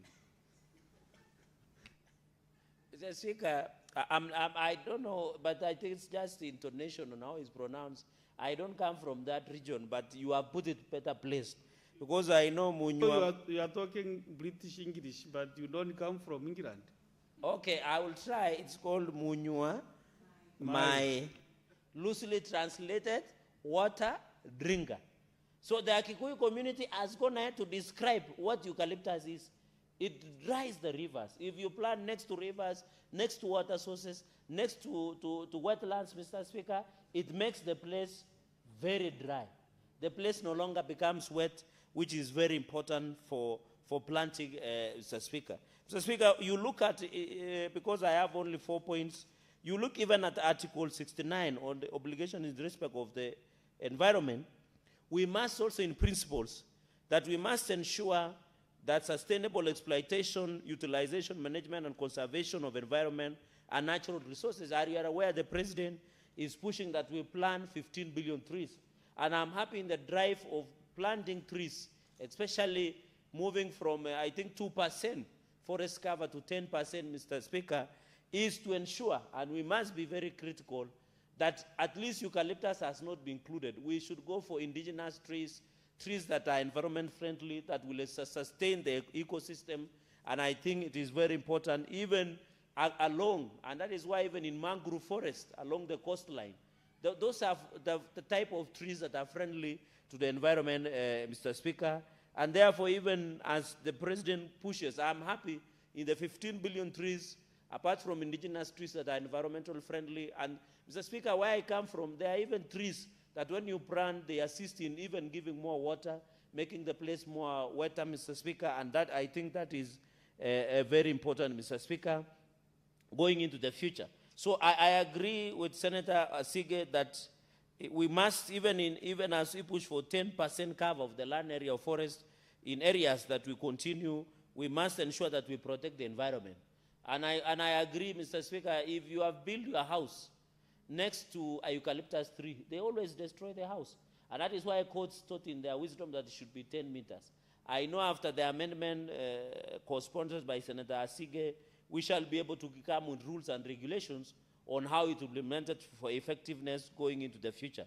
Mr. Speaker, and therefore we are very keen, and I'm happy and I want to appeal to the Ministry of Environment and Forest, to the Office of the President, that as we implement 15 billion trees, please let us discourage the planting of eucalyptus, especially in agricultural high productive areas, so that we protect, Mr. Speaker. And I know the President means well for this country. Even today, Mr. Speaker, you heard that he has ensured that by January 1st, 2027, the 44,000 teachers will be confirmed on permanent and pensionable. And I'm happy, Mr. Speaker, even in January 1, 2027, the Ministry of Treasury has allocated 4.92 billion that will ensure teachers who are on contract under TSC will be observed under permanent and pensionable terms. I want to appeal to teachers who will be teaching environmental studies to ensure that We teach our children. We encourage the growth of trees that are friendly. Mr. Speaker, when you come to our tea farms in Nandi, in all sub-counties, because we plant tea, you will always find that we are using, the name is disappear, but in my local language it's called jebkumia. It's just called jebkumia, where it is also good for fertilization, Mr. Speaker. I don't know the name, but I don't know whether Senator Korir can know that the one we plant, jebkumia, the one we plant along to give growth and ensure the growth. I know the people of Ansad will complain, but if they look for me, I hope I'll recall. Is it Elcon? It's not Elcon. It's called Chepkumia in my local language, Mr. Speaker. So those are type of trees and even fruit trees that will ensure that growth, Mr. Speaker. So, Mr. Speaker, in an upshot, because it's a very simple amendment, and I want my colleagues to ensure that we push and conclude and be able to reply so that it is scheduled for division, Mr. Speaker. This is a very straightforward matter, and I want to appeal that the implementation, Mr. Speaker, finally on compliance, and I know the co-sponsor is here, we must ensure when we pass there is compliance. And I want to challenge NEMA, because this issue of 30 meters from the water source and also 10 meters from the buildings is very critical. I know in this town, Mr. Speaker, the reason there are many floods in this city, Mr. Speaker, is because of one thing. Many people are built on waterways. Many people are blocked waterways, and that is why whenever there is rains in this city, it becomes into a river flood. I heard the governor saying this city was built on a swamp area. It's not the point. The point is we have failed to implement the physical planning where the waterways are being blocked by buildings. So we hope when we pass, NEMA must ensure 101% compliance, Mr. Speaker, so that we don't need to pass the law for cosmetic value. We want to pass the law. You know, I saw Kenyans were arguing, if Mr. Speaker, when you see the issue of floods in the city, people are asking, where is the role? Where is the role of parliament? We have passed all these laws. The problem is on compliance and implementation of the laws. It is as simple as that. Even on issues, and by the way, that is corruption. Because if the county government of Nairobi allows a building across the waterway to block water when it rains, Mr. Speaker, that is corruption. And today, by the way, Mr. Speaker, today China has sentenced 2 defense ministers to death over corruption. When will Kenya reach that level, Mr. Speaker? When will it reach Senator Eddie, Senator Crystal? We must punish corruption to be as rare as a snowball in hell. That is what Chinese are doing, and that is corruption. If you fail to comply with what we are passing as a parliament, it's corruption, Mr. Speaker. And I want, and I know Senator Crystal has been a person of integrity. I'm happy, Mr. Speaker, as I conclude, that we are proud of her. She is a person with a stand, Mr. Speaker. And I think most of our age mates, which are called Gen Z, and I know it brought a lot of issues when President Suluhu Hassan commented about it, Mr. Speaker. But you know, we should have a stand like Senator Crystal Asige, Mr. Speaker. Because even the current Gen Z, when it happened in 2024, they were with Morara Kebaso. They moved to Matiang'i. They moved to Maraga. Nowadays, they have moved to Sifuna. So, Speaker, they don't have a stand. I like people like Senator Crystal. When they say they have a stand, they have a stand. And I hope the young people our age should have a stand. Because by tomorrow, they might move from Sifuna to Senator Katuri. Before you know it, they'll move back to Cherargei and maybe finally to Senator Eddie. So young people should have a stand like Senator Crystal Asige so that we can have a better country with a vision that will change this country. And I know finally after Senator Eddie, they'll move back to President William Ruto. Mr. Speaker, with those many remarks, allow me that I beg to second and request to continue to second and support this bill. I will vote for it when it comes to division, and I can give the support and congratulate Senator Crystal Asige and wish her the best. I know this will be part of our marking scheme when she will be seeking election of any seats. And by the way, all seats are open, from MCA to the presidency. If he wants to run, we'll be there to support where we can. Mr. Speaker, I support. Yeah? As I propose the question, maybe Senator Singh has not invited us to, as she launches another album, you know, she's a great musician also. So, Honorable Senators, I propose the question that the Environmental Management and Coordination Amendment Bill, National Assembly Bills number 66 of 2023, be now read a second time. Yes, now I open debate on this motion. Senator Okech Eddie.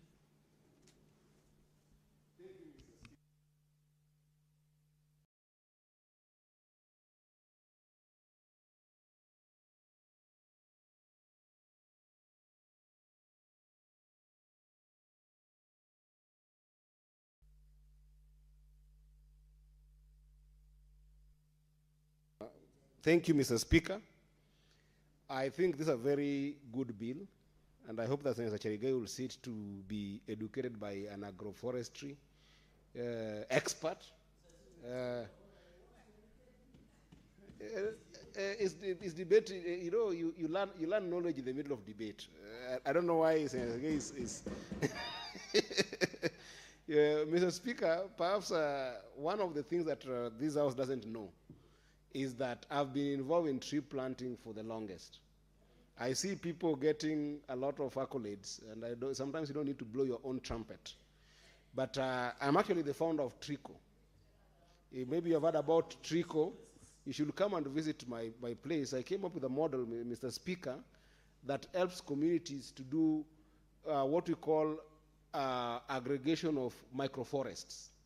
Our model is a very simple one that argues that instead of doing big plantations, you can actually empower farmers by ensuring that those farmers plant the trees by themselves and they get incentive to take care of those trees.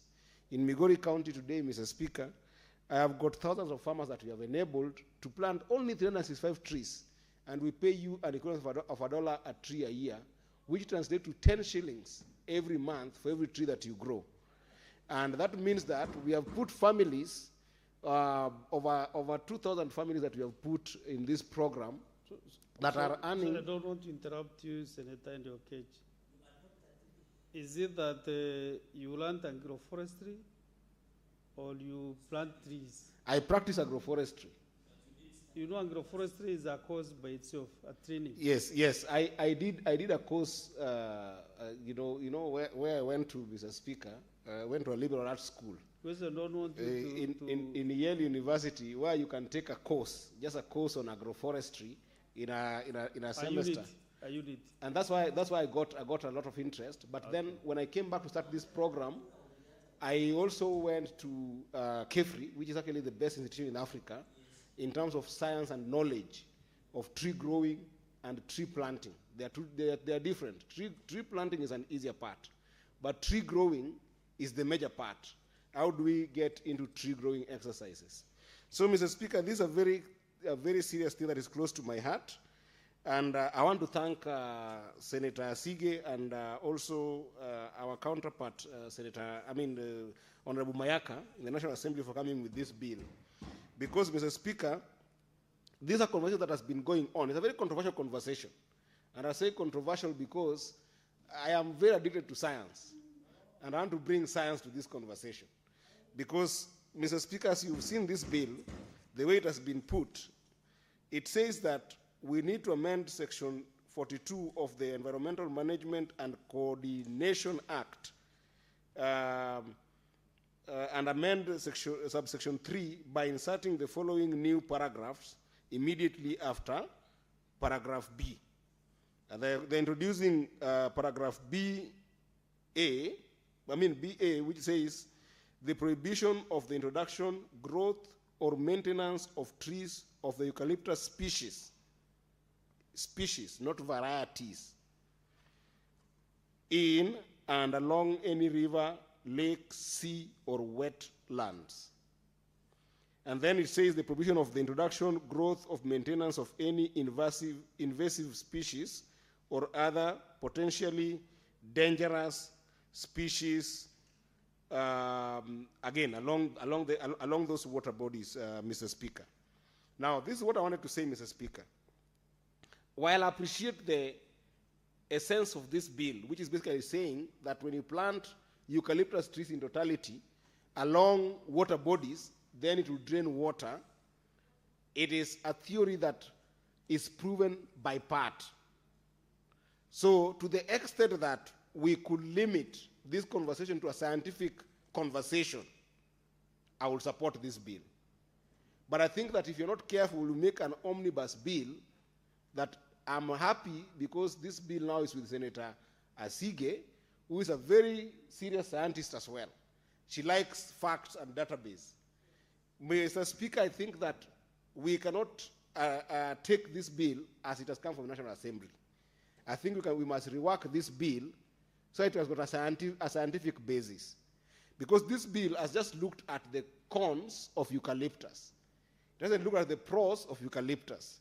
And then it has looked at the cons of planting eucalyptus trees on wet water areas, which is an omnibus in the sense that not all water, wetlands and water bodies are affected the same way with eucalyptus.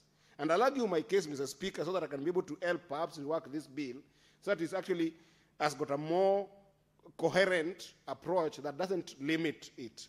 To start with, just in the issue of the cons or the demerits of planting eucalyptus, Mr. Speaker, scientifically, if you go to KEFRI has indicated this, a number of this knowledge and they're available to the public. There is a fashion with which eucalyptus species deplete water resources. And this is because there are a number of varieties of eucalyptus that are guzzlers of water. They drink a lot of water during the time that they are growing, and most of all when they attain a certain kind of maturity. So that guzzling of water in Kenya, you can argue it out that while it is true, does it really affect lakes, seas, and oceans that we have? It is only dangerous to the extent that it affects springs, streams, and wells that could easily dry up. For instance, if you go and plant eucalyptus in Lake Victoria, it doesn't have the same effect as planting eucalyptus on the hills of Kisii Highlands or in the hills of Mau Summit. Because in Mau Summit or on the Kisii Islands, you will find springs, streams, and wells that are essential for our water catchment areas. So in those areas, scientifically, you can limit eucalyptus planting in those areas. But it has got a different effect when you take them in wet water lands, in the grassroots areas like the lowlands of the lake, because in some of those lowlands, they are endemic watersheds that look like swamps, that planting them there actually restores that entire ecosystem. So the first thing about water guzzling that you must do, Mr. Speaker, you must specify in a law like this what water areas will you be limiting them from. Is it the catchment areas, or is it the areas that it will be able to stabilize the biodiversity? And I'll go back into science once I get into the pros for planting these trees. The second thing, Mr. Speaker, is because of the element of how they grow tall and big, they can inhibit the biodiversity of an area. What do I mean by this? They end up forming this canopy that has got this littering leaf that can kill other biodiversity plants that could also help with the ecosystems of water. So that becomes a problem. And it goes to the first question that I was saying, that it is important to limit it in water catchment areas. Mr. Speaker, eucalyptus trees also have got very oily leaves. In general, this is a general conversation. In general, they've got very oily leaves. And those oily leaves sometimes exposes them to catching wildfires. And we have seen this even in the US, where you see a lot of wildfires coming as a result of leafy trees, just the chemicals in the leafy trees catching fire, and sometimes are highly inflammable to just extreme weather conditions like extreme heat. What that will do, Mr. Speaker, is that they end up causing these fires that can deplete an entire area of water catchment. These things we must understand them to that level. And then lastly, Mr. Speaker, there's an element of soil degradation, which basically, because of their deep and aggressive roots, those roots, Mr. Speaker, end up competing with other surrounding vegetation that may end up depleting the ecosystem for which other vegetations could be able to actually grow and support the water system. But Mr. Speaker, that said, why has eucalyptus been a backbone of small and medium income families in our economy? It is important that when you're drawing this kind of law, you must look at the environment impact vis-a-vis the economic impact, and you will see that, Mr. Speaker, most of the families in the grassroots have actually educated their children through tree planting. Because you plant a eucalyptus tree, and depending on the variety, which I'll touch on very fast, Mr. Speaker, depending on the variety, within 3-4 years, you start earning from a tree, one log, you can make as much as 7,000 shillings. And Mr. Speaker, you can imagine the families that are, for instance, tea-growing families. In Kericho, where the state of Nandi comes from, in Nandi, where the majority comes from in Kericho, those families find serious fuel from this eucalyptus to actually even process tea. So there is a first element of economic return that eucalyptus has in terms of the timber and furniture as well as fuel that it does help with. Meaning that if we restrict it to some areas that will interfere with the water systems, then it makes sense. But there are some water systems like lakes that even if you grow it there, it will not necessarily interfere with the water tables of those areas. But if you put this bill the way it is, you are going to limit it to anything water body and make it impossible to grow eucalyptus. Such that even the sense of sometimes draining waterlogged areas, like marshy water areas that are not good for massive water consumption, you will still limit it with this bill. So I wanted to urge my sister, Senator Crystal, and of course my sister, Senator Irene, Honorable Irene in National Assembly, to look at the potential of growing eucalyptus in areas that you can be able to grow that are not necessarily areas without water bodies. There are areas with water bodies that can actually still grow eucalyptus. And Mr. Speaker, if this is the House of the Senate, which always thinks, and I'm not in any way trying to impute in power of motive in the lower house, but I've seen a number of times the rigor in this house. The rigor in this house is very more scientific, and we go into some small details. If we have the time, and if Senator Crystal Asige would allow some of us who have been in this tree planting business, we could be able to go into drafting a law that scientifically looks at this issue depending on species of the eucalyptus, the age of the eucalyptus, and the weather condition where it is planted. Because, Mr. Speaker, planting eucalyptus in Turkana, near Lake Turkana, will not affect Lake Turkana. It will instead rebuild the water ecosystem in that area. That's a weather condition. Unlike planting it in Kisii, where there is rain every single day, but it will interfere with the water catchment in that highland in Kisii, or the Mau forest. So the first thing I wanted to urge Senator Asige, can we be able to look at the varieties of eucalyptus and recommend a law that looked scientifically at those particular varieties that could affect a certain system and a certain weather condition and restrict those, while allowing others to be growing in some areas. Number two, can we also look at the age of eucalyptus that we are recommending, that if you find a eucalyptus variety grown at a younger age in some areas, because a young eucalyptus, Mr. Speaker, actually does not take more than 20 liters of water. But the older eucalyptus get, once you say, for instance, 5 years and above, it starts guzzling about 100 liters of water to sometimes even 200 liters. But if you look at families that want to use eucalyptus for economic gains, most of them use them between the ages of 1 month to about 5 years.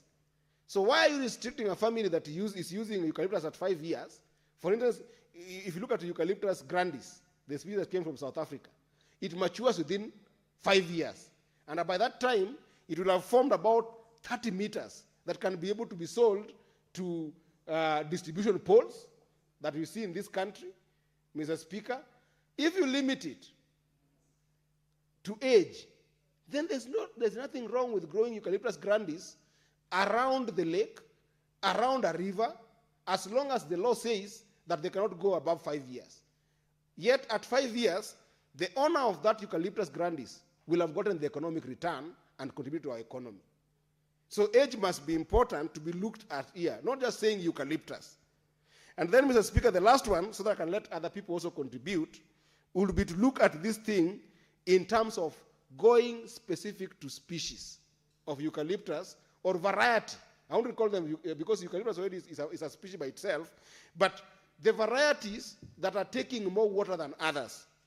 For instance, Mr. Speaker, if you were to go to Kefri, you will learn that there is a eucalyptus species called Tasmanian blue gum, which other people call Eucalyptus globus. Because of that name, Mr. Speaker, it ended up taking almost 339 to 1,079 millimeters of water per year, whether young or old, because of the nature of the rings that it needs to form. That particular species should be limited by this bill from being grown on any water body.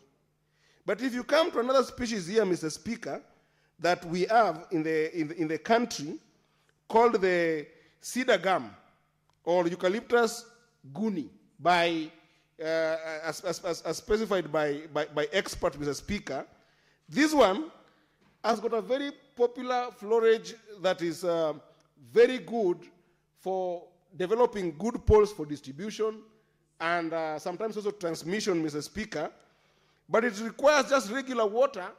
In fact, it takes less water than tea plantations, than even cotton plantations. Why would you limit this species by this omnibus bill? Another one, Mr. Speaker, that we have in the country is silver dollar gum, or the Eucalyptus polyanthermus, Mr. Speaker. This one actually grows even in hard conditions, needs very little water.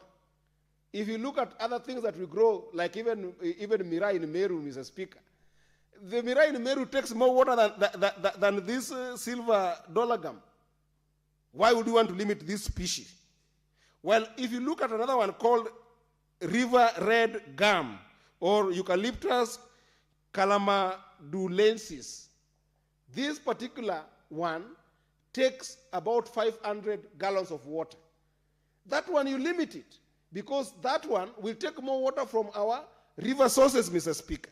So it is important that I wanted to urge my sister, Senator Asige, that we limit eucalyptus according to the varieties that are harmful to the environment and allow the scientific model to be able to allow for those that do not take a lot of water. We should not have an omnibus bill that will make it difficult. Lastly, Mr. Speaker, the one that I like the most, because this one I've been able to try to get its seeds, the one that my brother, Senator Chiragei, was talking about, which is the lemon-scented gum, which is, we also call it Eucalyptus citriodoral. This one is the tree that has got the aromatic oil that is used for a number of things, like developing the things that we use in sauna, the therapeutic chemicals. Mr. Speaker, this particular variety, first of all, grows within 6 years to a 35 meters tall tree. But if you look at the kind of water that it takes less water than cotton.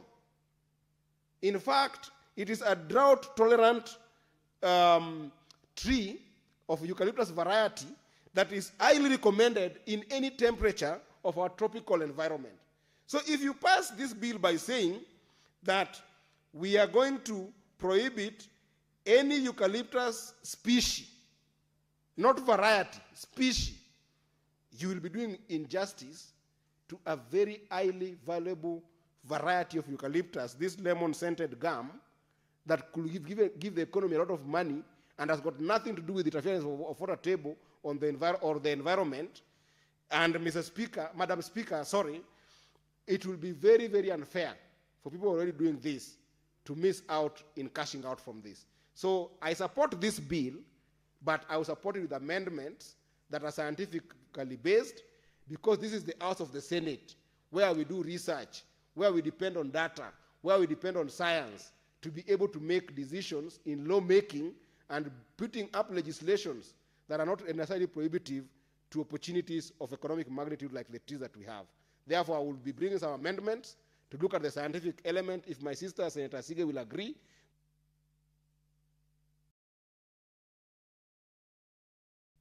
Thank you, Senator Eddy.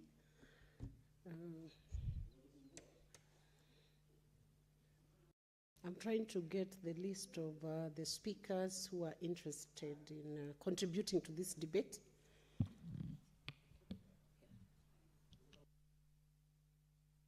Senator Joyce Corriel, could the clerk's desk assist with getting a display of those that are interested in contributing to this motion?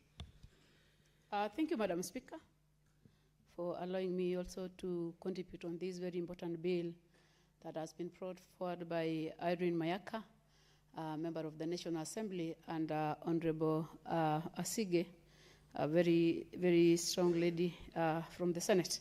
Madam Speaker, I just want to congratulate the two members for bringing this amendment, an amendment that I know it has seen the light of the day. Maybe some few adjustments that I've just heard being deliberated on by Senator Eddy. And I want to say, Honorable Speaker, I think the main purpose of this bill is to assure not only the Kenyans, but the world that we have enough water, because water is life.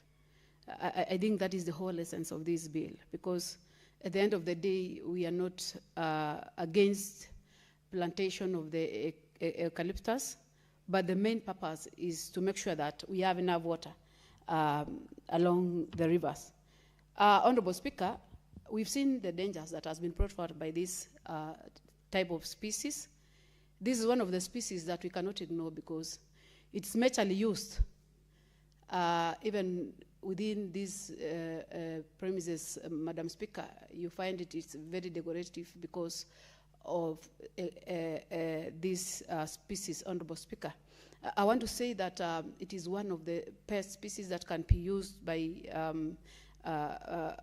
in construction. It is used in terms of medication. It is used, it's widely used. So, Madam Speaker, I just want to say that I want to thank the government for the initiative that they started in terms of making sure that they do the screening across the country, which of course I want to also encourage the members that we really make sure that we look into this, especially making sure that these trees that are being planted in various parts of this country are really taken care of. I remember one day we were talking about the Green Army, who are supposed to be assisting us in terms of making sure that whatever the government has done on specific days that they have set aside, they keep on monitoring this to make sure that these trees that we are trying to bring is really controlled and managed in a better way, so that at least we can be able to make a conducive environment for the generation to come, and the current generation and the generation to come. So, Madam Speaker, I just want to say that indeed these trees have made a number of destruction in some of the parts of the country. Despite the number of research that has been done, despite the issue that we have several species, I would want to say that we are not disputing whatever the species that will be there. One major thing that the bill is trying to bring across is that these eucalyptus trees should not be planted across the river. Should not be planted across the river because of the effects, adverse effects that have already caused. When we speak the facts, I remember a long time ago when I was a mayor and we used to have the Mara River initiative where we were trying to check on the number of trees across the river, and you could find even the Mara River was almost drying up just because of the plantation that was done along the rivers. So, Madam Speaker, we have varieties of species that are friendly to the environment, that are friendly to the water. We have a number of fruits, which I also want to thank the government because of the initiative that they have started in terms of making sure that they diversify this plantation, where we have even fruits like avocado, different types of avocados. We have different types of coffee. We have different types of tea. We have different types of trees, which have assisted indigenous trees, which I know, Madam Speaker, it has a lot of importance within the environment, Honorable Speaker. So I just want to say that I really support the amendment, which I know it has already been approved by the other house.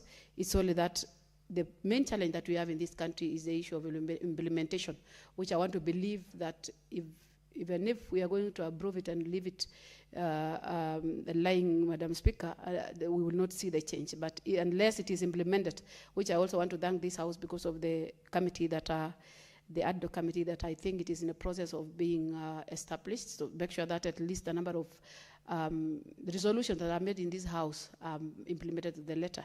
So, Madam Speaker, I just want to say this is one of the bills that needs to be adhered to once it is done by the two houses, Madam Speaker, to make sure that we achieve the purpose of this amendment.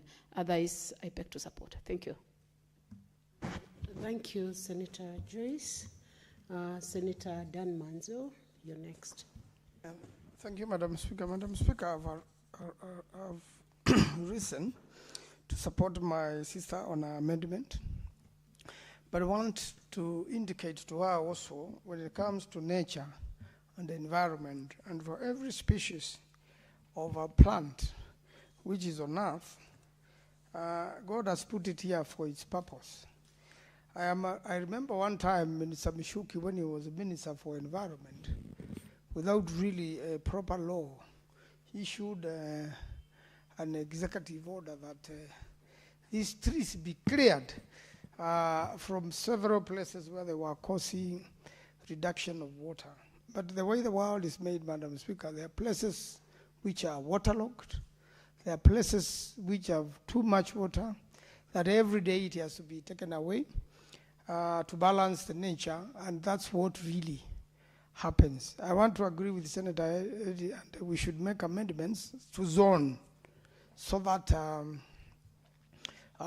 different species adapted to different areas can grow. There are eucalyptus trees which grow in Makueni, which is a dry area. And they are the ones from Tasmania, originally Australia.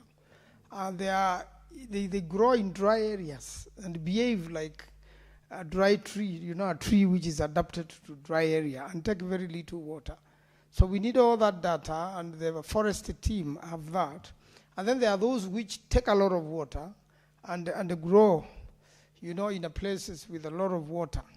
And I believe what now we should do is to modify this law to zone, so that whatever takes less water grows in natural climate, whatever takes much water grows in areas which the water is not needed, is in excess. And I think that will continue to balance nature. Why? Because eucalyptus is actually a medicinal plant. It is used in relief of pain, when manufacturing ointments where you relieve pain.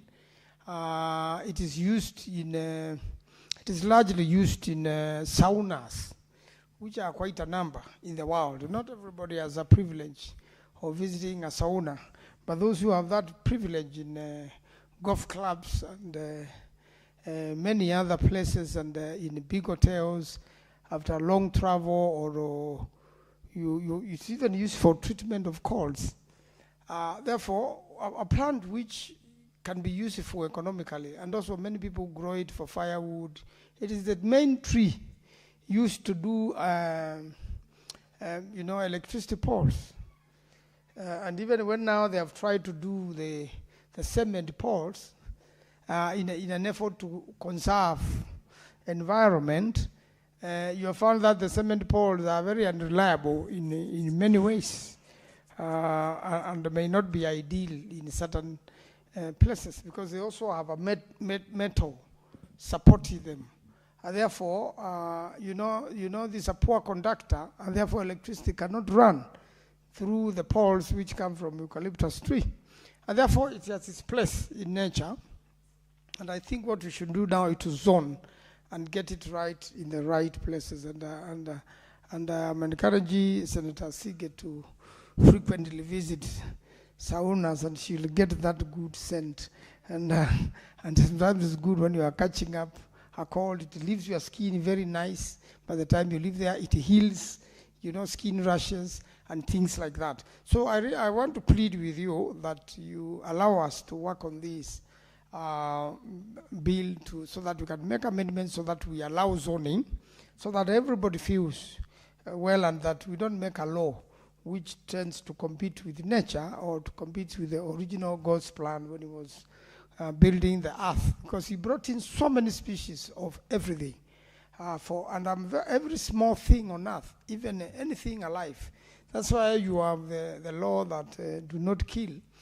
Anything which is alive at its own use is only that now when it is excessive. And they have a way of balancing each other through different chains so that we can also leave nature at its best. So I really look forward to that moment. And the Speaker have one plea. About 5 people have contributed. This Senate has 68 senators. There be no other interested person a time like this, and many people left before she started. I wish many people had heard how she introduced this bill very well. I don't know what rule to apply for bills which have such little contribution, because I know bills which have become law after 3 senators have contributed. It comes for question to be put. That time there is quorum without proper debate and such. It goes. So I'll be pleading, because it's a matter of serious interest in this. It has an interest in every single county in this country. I think we should use that standing order and get this moved to the next city session so that there's an opportunity for other senators to contribute. Otherwise, what I've seen in my 13 years here, and Senator Coril can testify because we've been there for a long time, and she's been in leadership for many years, and I'm praying for her as she continues serving the country, and God gives her many years to really serve this country in many capacities. If I were to run for president, she will be my running mate, so that eventually she becomes the president. So we need this bill, discussed by many more senators. I plead with you, Speaker. And any other bill where it comes, she knows in the history. People used to bring bills that time. The ones which ones would be sneaked quickly. And then it is debated, and the next time it is put to question, and the next time it doesn't have amendments, and next time it has become law. Of course, there are other ways you filter as you go up. But I believe if this one, because it needs a lot of scientific input, and we have other experts of nature in the House, then if we can do that, then I believe it will be good. Sometimes that's why, Madam Speaker, I stay late to push so that the time comes, and then, more debate carries on the next day. So if you could apply that standing order, I would really appreciate it, Madam Speaker. I thank you. I support her, but we look forward to making amendments.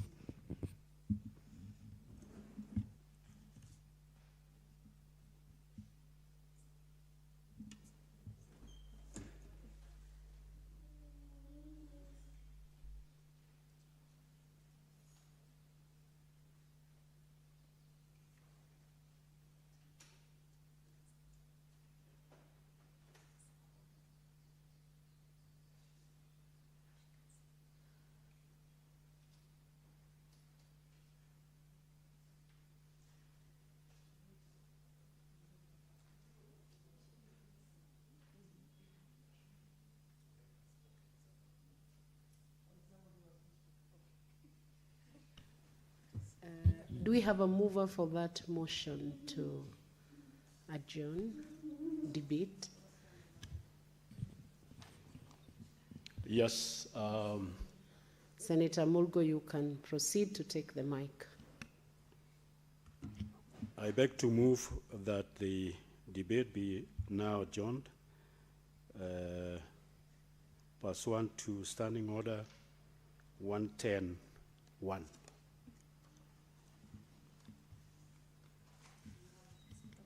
Have a seconder?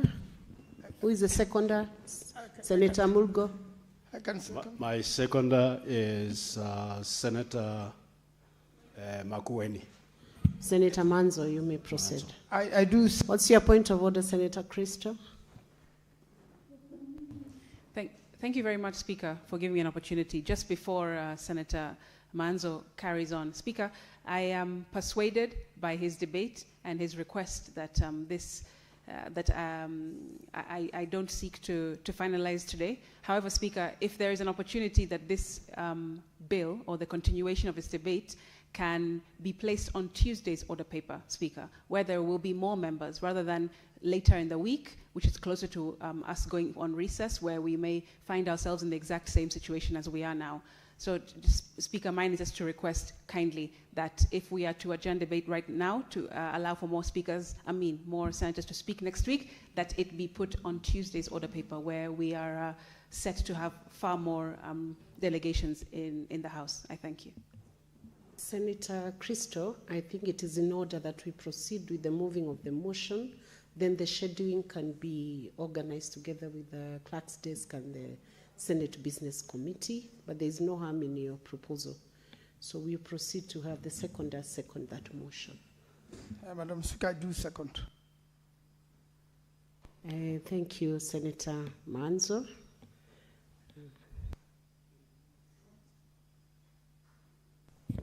Honorable Senators, I propose the question that the debate be now adjourned pursuant to Standing Order 110-1 of the Standing Orders of this House.